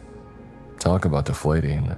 I was hoping for a bit of mystical mystery here while you struggled with feelings of existentialism and what could have been, the life you never had. Can we skip to the part where you give me my powers back? I asked. Oh, you still haven't learned. The powers are within you all along. The reflection cackled. I did my best to not roll my eyes in frustration. God dang it. Why did there have to be a moral to the story? I guess we could just battle it out and you pretend you ripped the powers from my cold dead hands. My reflection suggested. That would be so much better, thank you. 2 lightsabers appeared, one for each of us. The duel of the fates begins to play. My shadow pushed me down a flight of stairs and stabbed me straight into the chest. Don't you see you were doomed to fail all along? I blocked his next attack and rolled over toward a crystal lake that suddenly appeared. It was obvious from the moment that we started battling the dream was collapsing. I could hear voices above. It sounded like Isabella screaming. You hear that? The pathetic human you care about so much is in danger. Don't you want to wake up and rescue her? The shadow taunted. We fought across the lake. Strange Santa-looking sharks swimming under the ice as we pushed toward the edge. I didn't actually know how I had such good swordplay. I only played in theater once when I was young. It was back in the 13th century and it was a mild hit. Romeo and Juliet or something. Very progressive. My shadow kicked me across the lake toward a howling forest of fire monkeys. They were eating and stripping my flesh as I heard Isabella scream louder. "I can't wake, not yet. I have to get my powers back." I shouted to the sky and it cracked like glass. Little mushrooms from a popular video game series that I can't specify or I'll get a copyright strike against me rained down. I grabbed one and ate it and got 10 feet tall. My shadow did the same, morphing into this mecha Gundam robot. We held our blades against each other as a storm shook the entire dream. "I will never let you destroy me, I'm too powerful," the shadow snarled. I was losing. I could feel my feet sinking into the quagmire. Giggity. My body was dissolving. I was going to wake up if I could not defeat this nightmare. I closed my eyes and pushed as hard as I could. Somehow I could keep going. I pinned the shadow down finally and locked eyes with it. "I'm not destroying you, idiot. We are merging into a single soul." The reflection seemed shocked and suddenly the battle was over. He relaxed and stepped up, relinquishing his sword as the dream kept collapsing around us. The music was swelling and getting louder as I felt his power going into my body.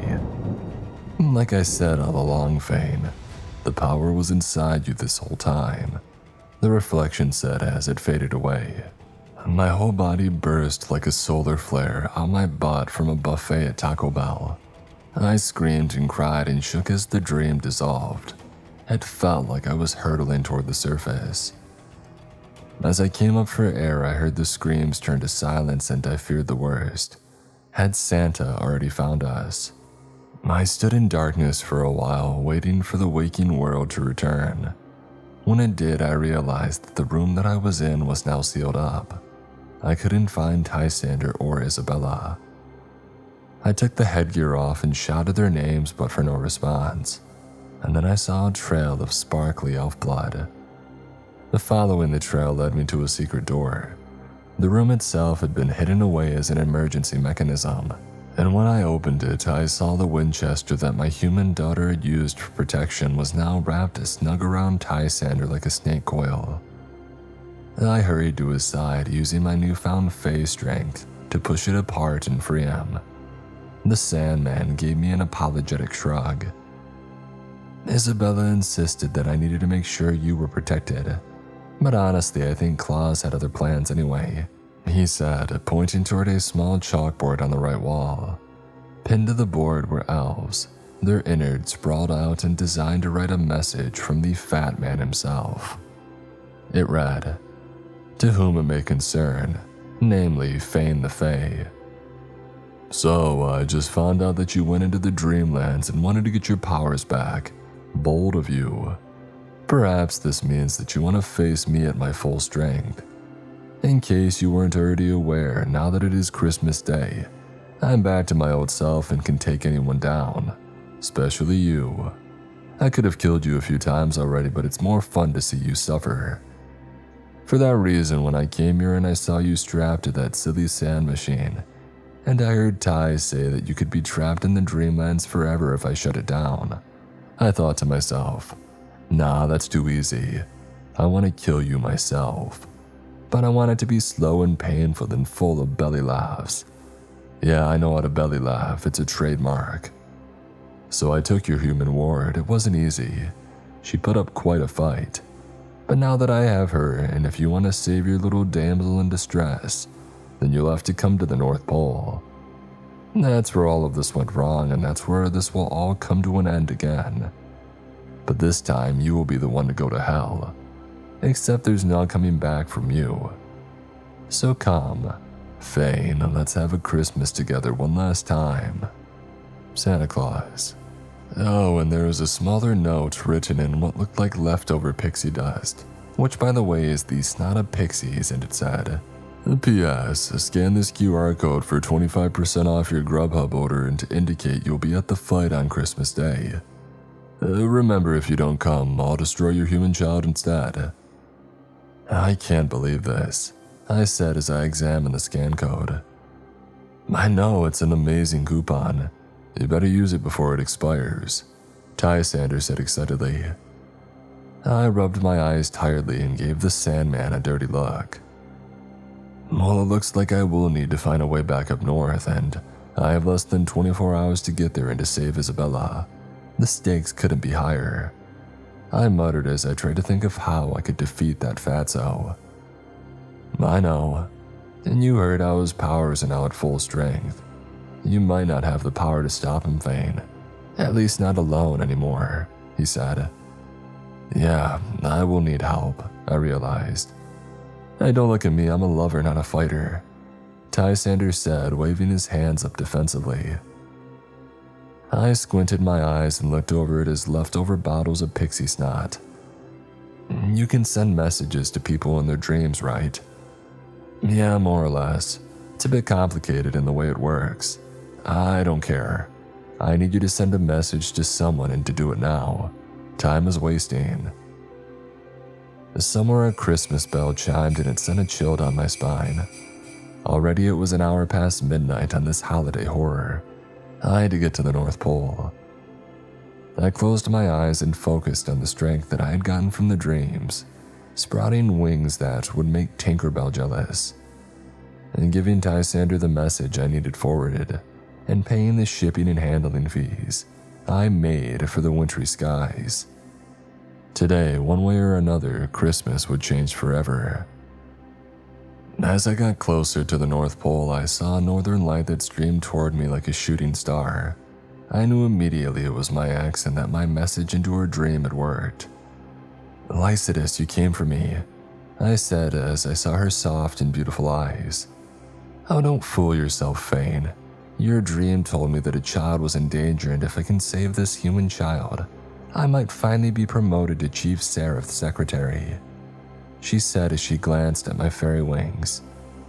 "I never really thought you were that type of fae," she commented. "There's a lot about me that you don't know," I said dryly. Suddenly the air got warm and both of us slowed down in our flight. Below, the white tundra was suddenly cracking and melting into a boiling pot of burning lava. The ground itself was scorching into a black smoldering crater. Dead trees and debris covered the battlefield. Krampus and the elves must have detected that Santa was coming, and this is the result. I paused and looked up toward the twisting tower where Santa's workshop once stood. It looked like his Christmas magic had transformed it into the Eye of Sauron. Quick, get to the ground before that thing finds us," I shouted. The blazing lights of the tower seemed to almost hear us, and they focused in on her wings. A long laser of rainbow fire shot out, burning her and causing my ex to scream as she began to fall. I narrowed my wings and shot down like a bullet to catch her, grabbing at her hand and cradling her toward me as we both crashed near a large bridge that once covered an icy river. Now there were only reindeer carcasses and melted snowmen. A Christmas nightmare, really. Lycidas gave me thanks and stood up, checking her wing that had been burned. "Looks like we'll have to go on foot from here," she said. "As long as we can keep him distracted, I think that we can get inside. There's only one giant burning eye, so one of us has to be a scapegoat," I told her as I folded up my wings and tried to sense where my adoptive human child was. Isabella is strapped to a tree near to the central plaza. Santa is trying to emulate what happened last year, I realized. I'll go south and unleash the captured reindeer. They should be loyal to Krampus now. You sneak in from the west, Lycidas told me. It wasn't much of a plan, but it was all that we had and time was running short. There were only 6 hours left before Christmas came to an end, and as if to emphasize the danger, I saw that Santa had made a huge neon countdown clock that screamed how little time was left to save Isabella. Lycidas kept a watch over the roaming security eyeball in the sky and then gave me the signal by running across the field like a little chihuahua. It was kind of cute, to be honest. As the searing Christmas eye tried to kill her, I snuck toward the elf quarters of the citadel. It smelled putrid, like 1,000 reindeers had taken a crap all at once. I noticed many of the worker elves were locked up and already starved to the point where their ribs looked like string cheese. How would Santa have done all this in a single day? I whispered. Isn't it obvious, nephew? A weak voice said near the end of the cages. It was Granny Krampus, and they were also chained up like a wild animal. That fatso had help. I was thinking this day might come, but to have it be now during the holiday rush, it's just not right. Santa needs to be stopped, Krampus explained. I tapped the blade next to me and smiled. Well, that's what I'm here for. Where does he sit? I asked. Santa's waiting for you in the throne room. Be cautious, Fane. There are traps everywhere, they said. Can you help me to save Isabella? I asked as I unchained the goat creature. Sure, just give me the word and we'll come storming in, Krampus said. I whispered the code that I would use and then moved to the next room, feeling a renewed vigor in my body. I could really do this. I was going to stop Santa. But what Krampus said troubled me. Santa had help, but from who? Was it that rabbit again and his colored eggs? The very thought made me want to puke. I needed to find answers, otherwise this Christmas wouldn't be jolly and bright for anyone. Carefully, I moved to the central square. I could hear Santa making a belly laugh. The time was almost up. He was probably expecting that I would try to sneak in, save Isabella, and escape. What he didn't expect was that I'm not the same Faye that he once knew. Santa Claus, I've come to bargain, I shouted as I entered the arena. I spotted my human child chained to the tree monster that would soon sprout to life and gave her a soft smile of reassurance. She looked more pissed off than worried. Hey Fane, I just found out you got that stupid cheapo gift from Hot Topic, just like I explicitly said not to, she muttered. Can we discuss this maybe another time? I said as Santa got off his throne of ice. Well, I was wondering when you would show up. So you're ready to get this over with, nephew? Going toe to toe. I wanted to give you a chance first to stop this and make things right. The real Santa is not a monster and wouldn't have done this to the North Pole or all the elves. This is your family. This revenge nonsense has gone too far. I told him as I took out my blade. Take this weapon and pierce your blubber butt with it so that we can all have a good Christmas again, I shouted. Santa stroked his beard thoughtfully as fresh ash and snow began to fall. And then he walked toward me and lowered his fat self to take the blade. I gave it to him willingly. And then he slashed it across my chest and shoved me backwards, my whole body writhing with pain as I hit a stack of wrapped presents. Oh, I was a goody-goody for thousands of years and I'm starting to enjoy being evil. I think I will decline your offer and turn this Christmas into the naughtiest yet.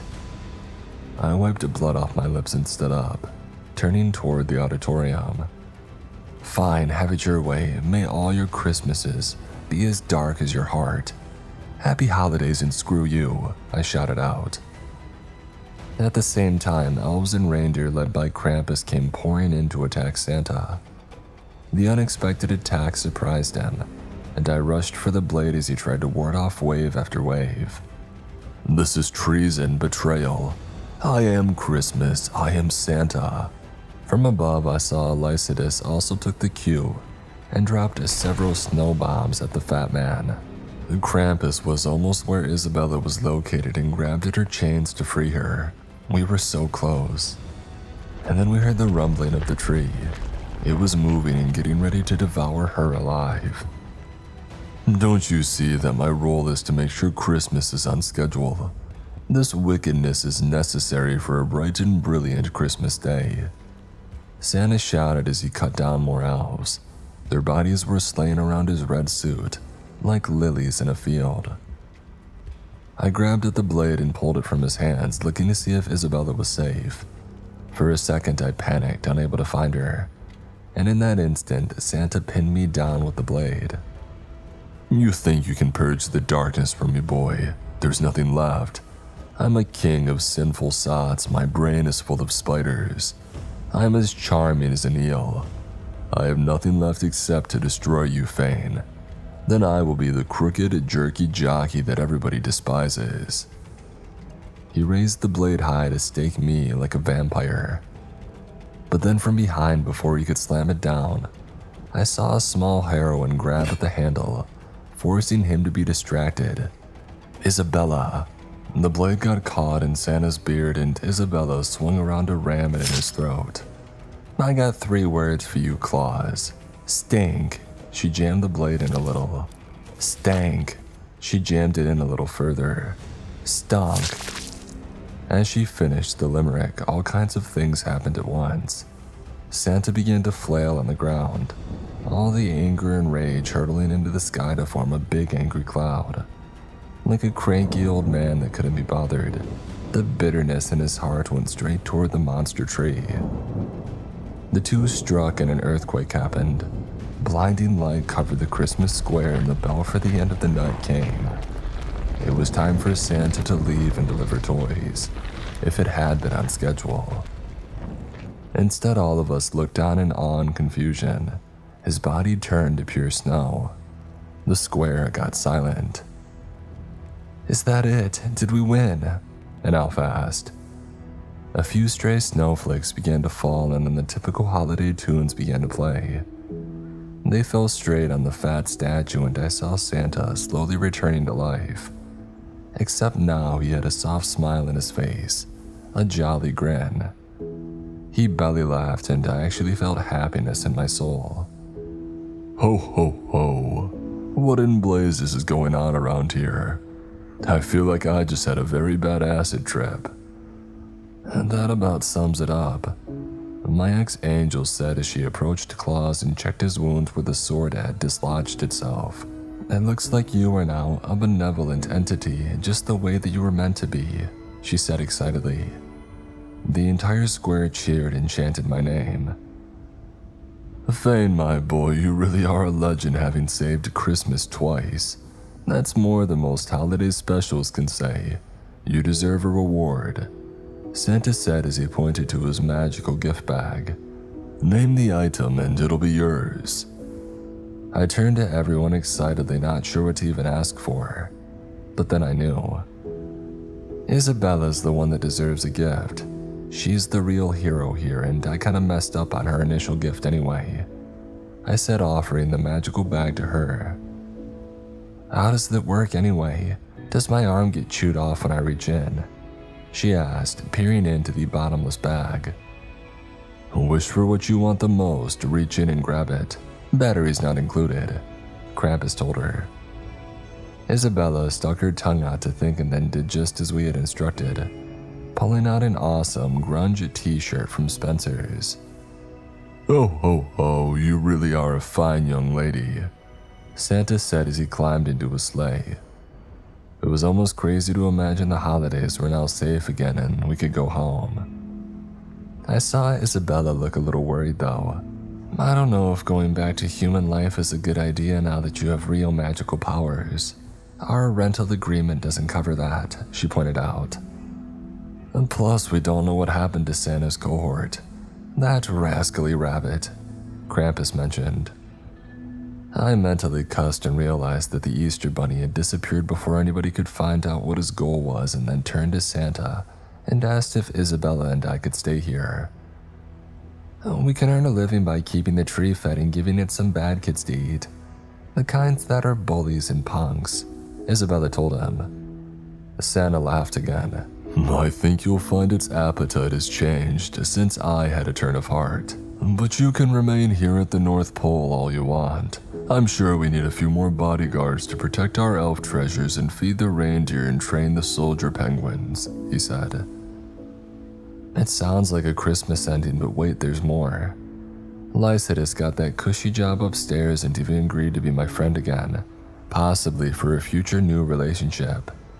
And Isabella managed to skip her classes and graduate from middle school early.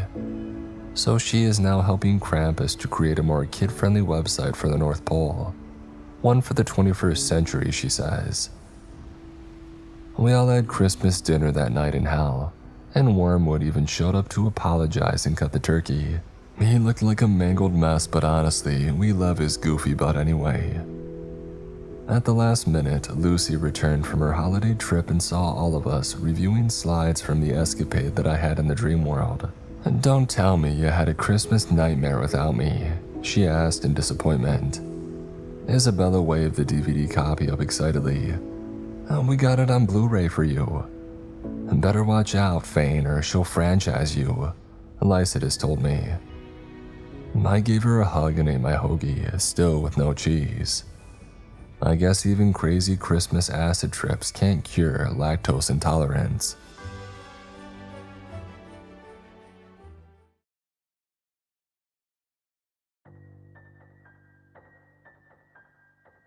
I checked my inbox this time last year and it said, "You have 63 unread emails." And this was going to be a long night. Sure, I love Christmas as much as the average person, and I like earning a bit of extra money, but I still wasn't looking forward to it. It was my job to read each and every one of these emails and respond as if I were the real Santa Claus. I also had a small pile of handwritten letters that needed a reply as well. They were stacked up next to me, all neatly tied together with a piece of string. For some reason, I actually prefer receiving the handwritten letters, other than the electronic version. It feels more personal, but it seems like most kids nowadays would rather send an email. In fact, I had only this small pile of 12 letters this year. All the others were strictly via email. I began to click through each email, quickly skimming what it was that each child wanted for Christmas. Before replying that, I would try my best to deliver that gift to them. I would always end the email by signing off as Santa Claus before clicking send. Most kids would want the usual presents of bikes, games, or a puppy, but there were also a number of requests that were a bit more unique. One kid wanted a bottle of hand sanitizer, while another wanted a hammer. For the most part though, it appeared that kids mainly wanted similar gifts. The night was getting late by the time that I had answered the majority of the emails. My hand and wrist were beginning to tire, but the thought of earning $3 for each reply was what managed to keep me working. My eyes wanted to close, and so I decided to leave the small stack of letters until tomorrow. I still had a dozen or so emails to complete, but it was time to call it a night. And then that all too familiar, unmistakable sound of another new email rang out across my small apartment. I knew that I wasn't going to respond, but I wanted to skim read it just to see what it said before making acquaintance with my bed. "Holly, good work on responding to all those emails tonight. I know it's mentally draining and I know you're working hard at it. But I just want to make sure you are also replying to the handwritten letters that I sent over to you this morning. Those kids need a response too. Thanks, Michael." I've never met Michael, but when it came to getting my job done, he was in constant contact with me. Michael was a decent boss, but sometimes could be a bit pushy and a tad demanding. I was going to respond to the letters as well, but both Michael and the kids would have to wait until tomorrow to hear back from the fake Santa. I was just about to finish closing the lid on my laptop when I heard another unmistakable ding sound. Another email had come through. I thought that most kids would be in bed at this late hour and not sending a Christmas wish list via email. Curious, I flicked my laptop back open and read the new email. The subject consisted of only 6 words. It read, "On the first day of Christmas." Unsure of what this meant, I opened the email and read what was written. It didn't take long to read the words because it was only 2 sentences long. The caroler sent me a partridge hanged in a pear tree. I reread the email a couple of times, making sure that I completely comprehended the message.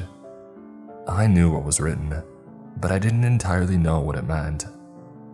I sat there staring at the computer screen, confused as to what this email was about. I didn't have long to be confused though, because another ding filled the silence in the room. I looked at my inbox and saw that another email had just been sent through. This time there was no subject, but the actual contents of the email was once again only a few sentences long. The first, Noel, the angels did slay. The caroler. This email also made mention of the caroler, and I was unsure as to who exactly that was. Maybe just someone playing some sort of prank. But I had seen enough horror movies to not completely dismiss this as such. More often than not, things like this turn out not to be a practical joke, and so I was wary as to what was really going on here. I thought that it was best to not respond to these emails, but I knew that I shouldn't just delete them and forget about them either. Another ding. This time when I checked the email, it only contained a single sentence, another line from a famous Christmas song. Silent night, holy night, shepherds quake at my sight. The caroler. The caroler signed his name at the bottom of the email again, making sure that I knew it was from them, whoever they were. I was starting to feel a strange sense of dread, like my body knew that something was clearly wrong, but my brain was still trying to decipher what exactly. I was definitely concerned by the caroler's use of the word slay. 2 more dings, both of them making me jump slightly in my seat. My eyes darted back to the top of my inbox list and I saw 2 new emails had just arrived. The first one read, Bells on Bob's a tail ring, making his spirit rise. The caroler. And the second email, also from the caroler, contained another quote from another joyful Christmas carol. Joy to the world, for I have come. The caroler. Now I was worried. Whoever this wasn't mistakenly sending me these emails. This was intentional. They wouldn't accidentally send me 5 emails, all containing strange versions of carols. Each email seemed to allude to something dark or sinister, which is something that I couldn't ignore. Another ding. Rudy, the dead-nosed reindeer, had a very tiny nose. The caroler. This email was the first to truly disturb me. I'm not sure entirely why, but I think it was because it seemed as if Rudolph was purposely changed to another name. This probably meant something, but what that was still unknown. Obviously, the caroler was trying to scare me, and he definitely knew how to. What scared me the most, though, was, what if these emails were clues to something? Ding. Hark the herald angels sing, glory to the firstborn king. The caroler.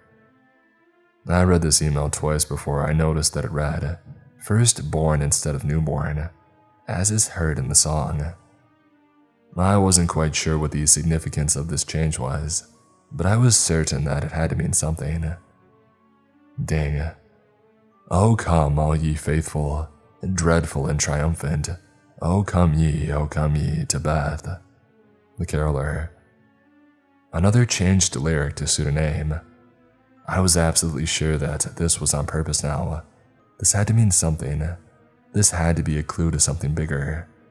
It just wasn't possible to make this many spelling mistakes without them being deliberate and calculated.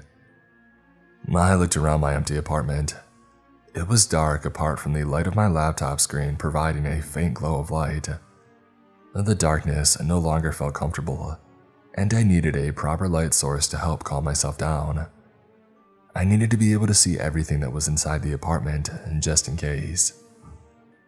I stood up out of my seat and only took 1 step towards the light switch when I heard another. I didn't want to look at it, not until the light was on. I continued to walk towards the light switch while constantly looking through the darkness, hoping not to see anything within it. I reached the switch, flicked it on and quickly glanced around the room. It was empty. Only the wardrobe, my desk, and my bed were present. I quickly walked back over to the laptop, but as I did, 2 more distinct dings rung out across the room. When I had reached the laptop again, I had 3 unread emails that had just been sent through. I knew exactly who they were from before I looked at them. The first email read, He sees Hugh when he's sleeping. He knows when he's awake. The caroler. I paused to take in what I had just read before moving on to the second email. Bad tidings I bring to you and your Finn, the caroler. The final email, which was the longest so far, read, and carol out in the snow. There'll be scary ghost stories and tales of the gory Christmases long, long ago. The caroler. 3 more emails and 3 more names mentioned. I waited, watching the laptop screen, waiting for another ding, waiting for another email to pop up, but it seemed like the emails had stopped. I waited for a few minutes, expecting to receive another one, but it never arrived. As I sat in my now well-lit apartment, I felt a chill run down my spine. I wasn't really that sure of what I had just experienced or what any of it meant. I just knew that it wasn't something I wanted to be involved with. It was silent and I was listening out for any small noise that I could just in case I heard anyone nearby. I could hear a car or two outside of my window, but other than that, it was a silent night. I had never heard of anyone called the caroler before, and I was afraid as to who or what they could be. Why were they contacting me, and why all the cryptic emails? I suddenly had a thought. The letters. The handwritten letters for Santa that I hadn't had a chance to look at yet. For some reason they had popped into my mind, and once the thought of them had occurred, I couldn't shake the feeling that they may be involved somehow. I looked to the side and towards the bundle of envelopes that were beside me. I reached down and grabbed the top letter on the stack. I tore it open and pulled out the single sheet of paper that was inside. The piece of paper was only small, and it only had a few sentences written on it, in small, incredibly neat handwriting. Dear Santa, for Christmas, I want to be a partridge in a pear tree. From Georgia Partridge. I instantly knew that this was all connected somehow, and I frantically grabbed the second letter. I tore the envelope that contained the second letter. I pulled the piece of paper out of the envelope and quickly unfolded it. Again, there was a small note written in the same neat handwriting as the previous letter. Dear Santa, all I want is to be found in the fields as I lay. From Noel, Dover. I read the letter and then froze. I recognized that name. Noel Dover. I had heard it before, I swear I had. I just couldn't remember where.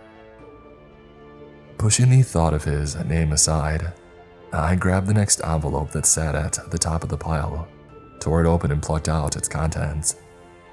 The same handwriting greeted me, in what now felt like a taunting manner. Dear Santa, for Christmas I want to sleep in heavenly peace. From Henry Shepherd. It then struck me. I remember how I knew the name Noel Dover. Well, I thought I did, so I went back to my laptop and searched for his name. I was right. I had correctly remembered where I knew his name from. Search enters day 12 for missing camper. Missing camper Noel Dover has been missing for almost 2 weeks now. Both police and volunteers have been tirelessly searching ever since it was first reported that he was missing. Police inspected his campsite and have today revealed that there is evidence that points to foul play. It is unknown at this time whether there are any suspects that relate to his disappearance. The article continued to explain more about the missing man, but I had read enough. I remembered the story from a few years ago. As far as I knew, no one had ever been convicted for his abduction. In fact, I don't think there were ever any suspects. After discovering this piece of information, my mind began to race. Why was this letter sent to me, and why did it reference a true crime? Of course, my brain immediately thought of the possibility that whoever was sending me these letters were involved with his disappearance, but I tried my best to push that thought out of my mind. I know it was the logical explanation, but the thought scared me too much to entertain it any longer. Out of either curiosity or maybe hope that it was all a coincidence, I decided to search the internet for the other names mentioned in these letters, Georgia Partridge and Henry Shepherd. I hoped to find that they had not met similar fates. I entered both of their names into the search engine. I didn't like the 2 newspaper articles that I found out about them. Georgia Partridge, Body found hanging from an old pear tree. Henry Shepherd. His body was found inside of his home. A large hole was dug through his forehead. I was seeing the pattern, which I guess was the caroler's design. The disturbing trend of the names from the letters all belonging to deceased individuals was one that I wished I wasn't involved with. I looked around my apartment one more time, just to confirm that I was indeed alone. I couldn't make out anything out of the ordinary, just the usual furniture and clutter. I turned back around to face my laptop and the slowly declining stack of letters. I had to know what else was hidden within those envelopes. Of course, I was afraid to see what else they would reveal, but I had to know. I also needed to know why they had specifically been sent to me. I pulled the next letter that was resting atop the pile and I opened it. Dear Santa, I want to sing a sleighing song tonight. From Robert Calling. Another clue that directly related to the emails I had previously received. Bells on Bob's tail ring, making his spirit rise. The email that had mentioned Bob rushed through my head. I had no doubt in my mind that if I researched his name, he would have a similar fate as the others. I decided that I didn't really want to know about Bob's fate, so I moved on to the next letter and read it. Dear Santa, I want to hear the angels' voices ring. From Joy Gold. I read through this letter once before tossing it to one side and opening the following letter. Dear Santa, I want to meet Slasher and Dancer and Prancer and Vixen. From Rudy Lane. After reading this letter, which also was written in the exact same handwriting as all the previous ones, I turned back to my laptop. I looked back through my email inbox and began to cross-reference the letters with the emails that had been sent. So far, they were all in the same order, and each name that was involved in the email was the same name that each letter was from. I guess at this stage, my curiosity got the better of me, and I decided to try and find out what had happened to Robert, Joy, and Rudy. It didn't take long to discover their fates. Robert Calling disappeared from his home on Christmas Eve 4 years ago. Neighbors claimed to not see anyone near his house but heard bells at around midnight. Joy Gold was strangled to death in her own home. A long piece of tinsel was discovered close to her body. Rudy Lane disappeared 11 years ago. His body has never been found. All that was ever located was his nose, which was cut off his face and was left on his mantelpiece beside a number of Christmas cards. I know at this point I should have phoned the police, or phoned anyone really, but I guess my morbid curiosity got the better of me. I needed to know more. At this moment, I heard what sounded like a slight creak behind me and I jumped in my seat and turned around quickly to see what it was. Nothing out of the ordinary was apparent inside my apartment. I couldn't see anything or hear anything, other than the sound of my own rapid breathing and the loud thumping of my heart. I turned my desk chair slightly, so that it was angled in a way that meant I could see the door to my apartment, and I could still easily reach the letters. I wanted to have eyes facing out towards the main area of my living space, and so I could see the front door. I didn't think anyone would try to enter my apartment, but I wanted to be able to see in case they did. Once I was satisfied that I would be able to see anyone entering the apartment, I grabbed the next letter and opened it. Dear Santa, I want to join the triumph of the skies. From Jacob King. It took a bit longer to find further information about Jacob King, but I did manage to find something. Not a newspaper article like previously, but a post on social media by who I presumed was Jacob's mother. It read, If anyone knows where my oldest son Jacob is, I beg of you to tell me. He hasn't been seen by anyone for 3 days now, and I need to know where he is. If he's with you, let me know. That was all I managed to find about him, but it told me more than enough. He was missing. I looked down at the stack of papers that were left. There were still 5 envelopes sitting on the desk. No doubt, 5 more clues and 5 more people that were now missing or dead. I dreaded opening them, but at the same time, I needed to know what they said. I knew that once they were all open, I would take my findings to the police. There was evidence here that all of these crimes were connected. Someone knew about them. The caroler knew. I opened the next 4 letters, one after the other, and read what was written on each one. Dear Santa, I want to sing with a choir of angels, sing in execution. From Beth Maid. Dear Santa, do you know if I've been bad or good, 'cause I've been bad for goodness sake. From Hugh, Dancer.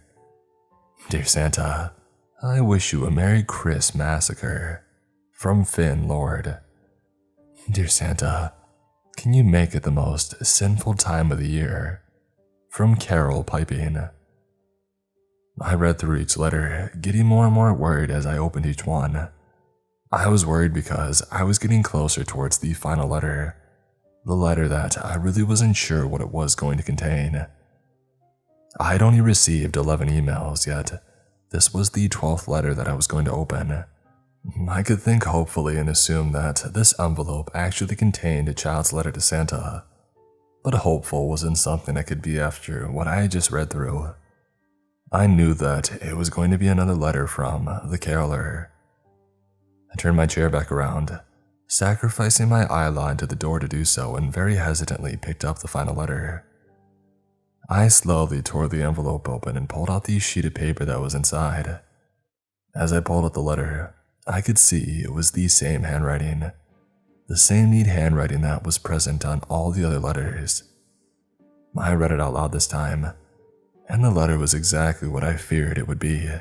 Deck the halls with boughs of holly. The caroler. As I finished reading it, I heard a voice come from directly behind me, speaking directly into my ear. Fa la la la la, ha ha ha ha.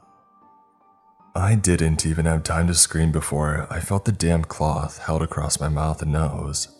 My nose immediately smelt a sweet odor, which I could also slightly taste as I breathed in whatever the cloth was soaked in. I tried to claw the cloth away from my face, but the hand that held it there was too strong. I tried to scream, I tried to panic, but it was all useless. I had no other choice than to breathe in the chemicals on the cloth. I could feel my vision starting to disappear, and my hearing become muffled. I began to slip out of consciousness. The last thing I remember before everything went black was a muffled voice singing. I could barely make out the words. Lay down your sweet head. A haunting tune began to fill my ears, and I could still only see black. But the sound of what sounded like melodic screaming was penetrating my ears.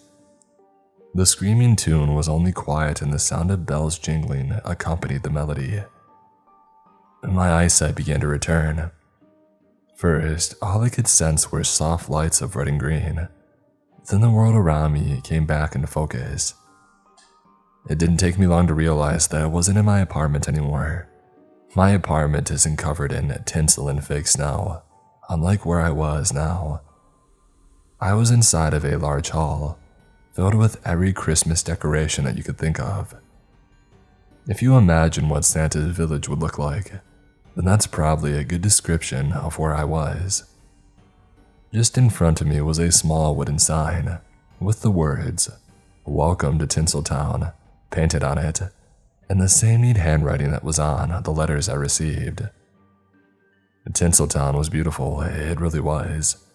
It was sitting in front of an expansive model village. Bright lights lit up the rows and rows of small model houses. Fake snow was falling onto the top of them and sitting gently atop their roofs. A large Christmas tree sat at the center of the model village. Tinsel and baubles covered every inch of it. Around the Christmas tree, I could also see a model library and a large statue of a traditional-looking caroler. Near the back of the village, there was also a model church. On top of the large steeple that protruded from the church sat a large silver bell that swayed gently. Everything in the village was completely decorated. Lights were hanging from the front of the houses and tinsel was strewn across the model trees in each front yard.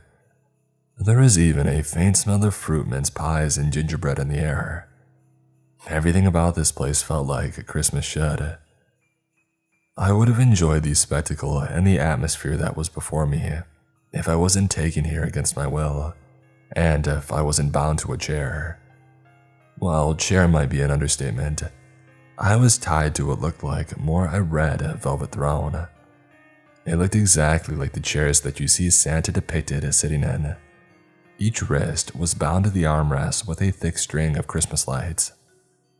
Through my panic, my ears managed to tune back into the haunting music that I heard while I was regaining consciousness. It was coming from the side of me. I turned my head to face whatever it was that was making the sound. I saw that it was coming from an old record player. It sounded as if something was screaming a tune through the player, rather than actual music. Standing next to the record player, with his back facing towards me, was a fairly tall, portly man dressed in a dark black coat. A top hat sat on top of his head, which was also black with a red stripe that ran along its circumference.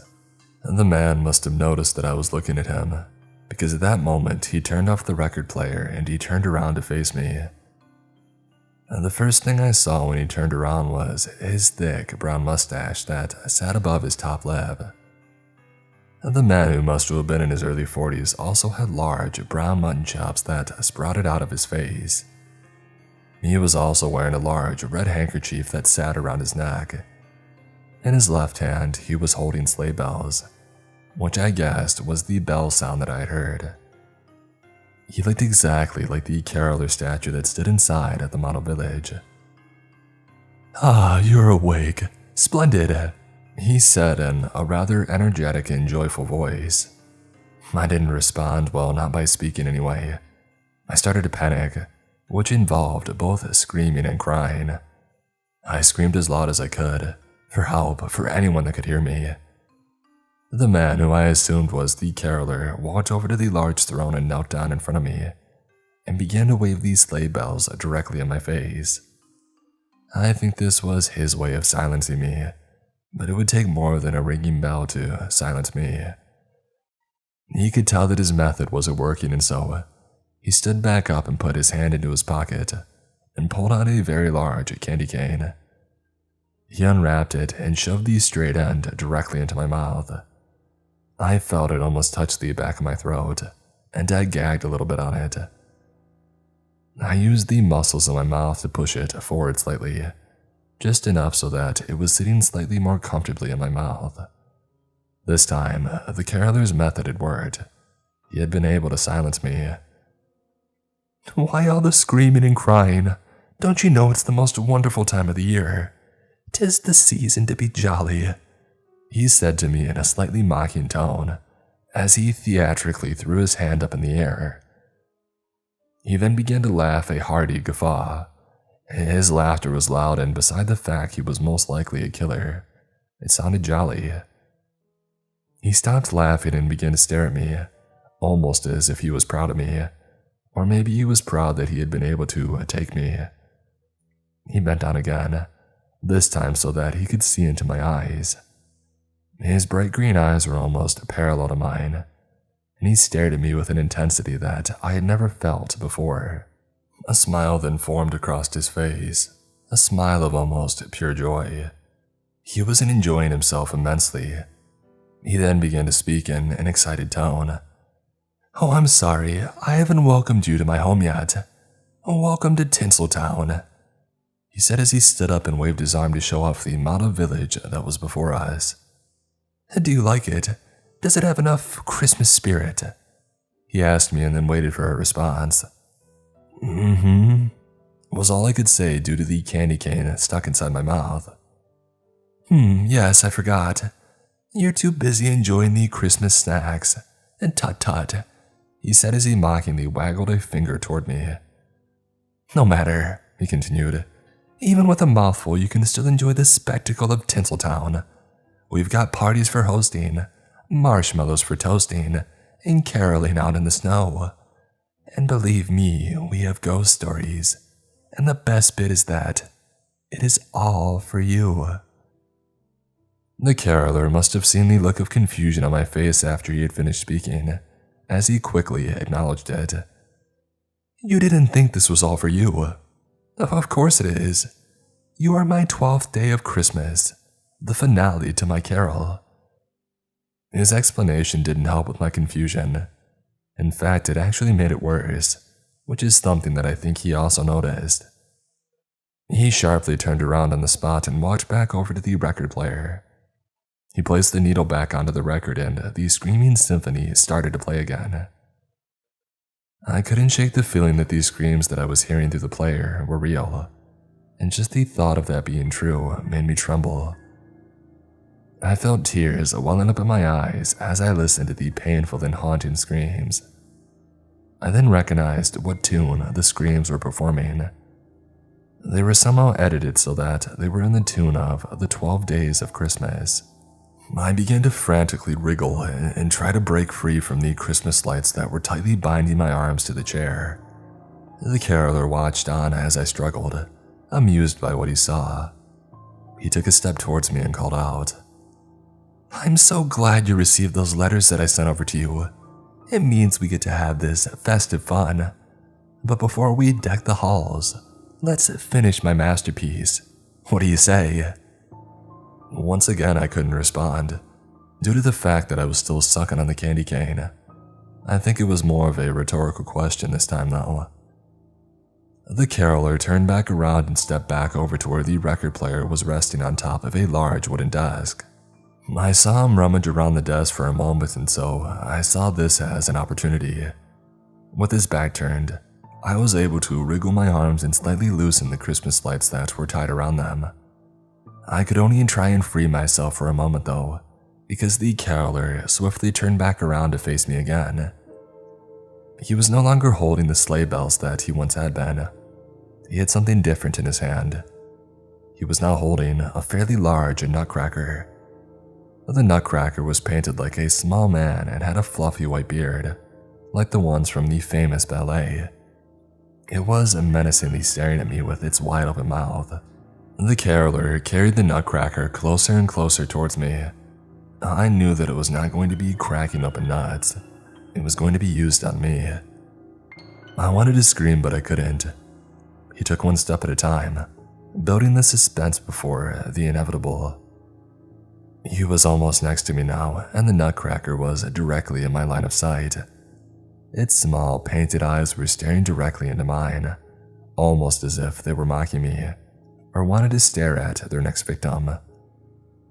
The caroler grabbed a hold of my index finger on my left hand and forced it to extend outwards towards the open mouth of the nutcracker.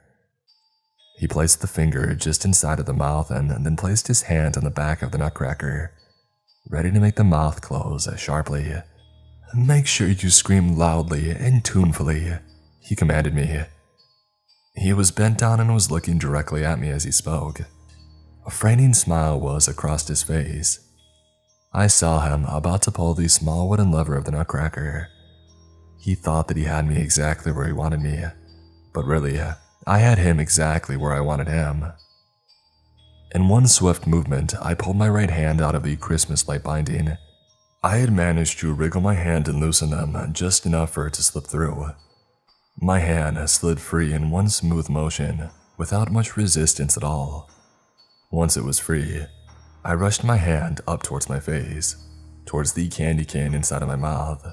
Ever since the caroler had forced the candy into my mouth, I had one goal in mind: to make it as sharp as possible, because for some reason, candy canes can be turned into a weapon with a very fine point. This is exactly what I had been doing for most of the time that the caroler had been talking to me. I was just relieved that he hadn't caught on to the fact that that was what I was up to. I pulled the candy cane out of my mouth with my now free hand, gripping it with all of my strength. I thrust it outwards with as much force as I could. It landed straight into the caroler's left cheek. It tore straight through the soft tissue of his face, and I felt it pierce through the other side of his mouth. I pulled the candy cane back through the hole that it had just created, red squirting out as I did. I thrust the candy cane downwards this time, and this time punctured a hole in the caroler's left thigh. With a quick twist, I broke the sharp tip off of the candy cane, leaving it embedded into his leg. The howl of pain that followed was louder than any I had ever heard before. I even heard a slight whistling sound that emanated from the large hole in his cheek. The caroler dropped to the floor, writhing in pain, and I knew that this was my chance to escape. I used my free right hand to pull and tug at the Christmas lights that were still holding my other hand captive. With a small amount of pulling, the lights loosened and I was able to free my left hand. Once free, I stood up from the Santa throne that I was bound to, and I started to run, making sure to give the caroler a heavy kick to the stomach on the way through. Once running, I didn't turn back to look at the damage that I had inflicted upon the man. I just kept my eyes forward and focused on trying to find a way out of this place. I started to run through the model village, passing through rows upon rows of small houses. I wasn't exactly sure where I needed to go, but I knew that there had to be an exit to this place somewhere. Behind me, I heard a faint noise, and it slowly began to grow louder, and it took me a second to realize what it was. It was singing. I immediately knew that it was the caroler. I turned around and saw him standing up and looking out over the village. He was trying his best to sing loudly, but this was probably difficult, due to the hole that I just put into his cheek. "You better not run, you better not hide, you better not leave, I'm telling you why. The caroler is coming to town." The sound echoed across the model village, and as soon as I heard it, I ducked down and tried my best to stay out of his view. "I see you when you're screaming. I know when you're afraid. I know when you've been bad or good. You've been bad, for goodness sake." He sang the words with a venom that previously wasn't in his voice. He was angry. He was angry that his 12th day of Christmas was getting away. Staying crouched, I inched my way through the village, passing through more rows of beautiful decorated houses. I soon made it to the center of town, to where the large Christmas tree stood, also decorated to perfection. "Rocking around the Christmas tree at the Christmas party chop." The caroler had suddenly changed what song he was singing, and it felt the panic rise up within me. There had to be a reason he changed to that particular song. He knew exactly where I was. "You will get that sentimental feeling when you hear voices screaming, 'Let's be jolly, and deck the halls with boughs of holly.'" I thought that I had successfully hidden within the village, but that must have not been the case. After all, the caroler knew the ins and outs of the model town more than I did. I'm sure he easily figured out exactly where I was. I knew there was no other option. I needed to leave this place right now. Hiding was pointless, so I needed to run. I stood up and began to sprint. I ran past the Christmas tree and past the statue of the caroler. The library whooshed past in a blur, and I was now running towards the small model church. I didn't stop running, but instead took a huge leap and jumped over the roof of the holy building. I landed on the other side, expecting to see more houses, but there weren't any. Instead, there was a large open area that was filled with rows and rows of small tombstones. I didn't have time to stop and read each tombstone, and I'm not even sure that there was anything written on them. It didn't concern me though, because what caught most of my attention was the large tombstone in the center of this model graveyard. This tombstone was different. It was full-sized and even had a large hole dug in front of it. The tombstone read one name: Holly Drummer. My name. I stopped in my tracks at the sight of the gravestone with my name etched into it. The sound of jingling bells made me remember where I was and that I needed to keep moving. The exit must be around here somewhere. I then heard the caroler begin to sing a different song, His voice was coming from closer than it had been before. "Hark, hear the bells, these sweet silver bells. All seems to say, they lead away." The caroler stopped singing suddenly, almost like he was surprised by something. I was confused as to why he had abruptly stopped singing the carol. I turned around quickly to see where he was because the sudden silence was frightening, and it made me aware that I had no clue where he was exactly. I turned around and saw him. He was standing just behind the model church, and he was staring directly at me, pain and worry both present on his face. I then realized why he had stopped singing suddenly. He had just accidentally sung something he didn't mean to, and he knew it. He must have seen my eyes dart up towards the church steeple because he quickly darted forward, bells jingling with each step that he took. He was only able to limp due to the hole that I had put in his leg, but he would still be able to catch me if I wasn't quick enough. I ran towards the steeple, towards the silver bell that I hoped would lead away. I ran as fast as my legs would take me. I ran back through the cemetery and past the rows of small gravestones. The jingle of the bells was growing closer. I jumped over the last couple rows of the tombstones and was back at the church. I quickly moved to the side of the church, to where the steeple was. I could hear footsteps and the bells almost next to me now. I turned to look at the caroler hobbling up beside me. He took another step towards me and lifted his sleigh bells up into the air, ready to swing. I watched the bells getting swung towards me, and so I was able to quickly duck underneath them and watch as they quickly whooshed past the top of my head. As I ducked underneath the impromptu baseball bat, I managed to land a punch directly onto the caroler's thigh, right where the candy cane wound was. He fell to the ground as soon as my fist had connected with his leg. He let out a loud yell of pain, but he quickly changed his howl of agony into a more tuneful musical note as he began to sing. I ran past him and towards the steeple.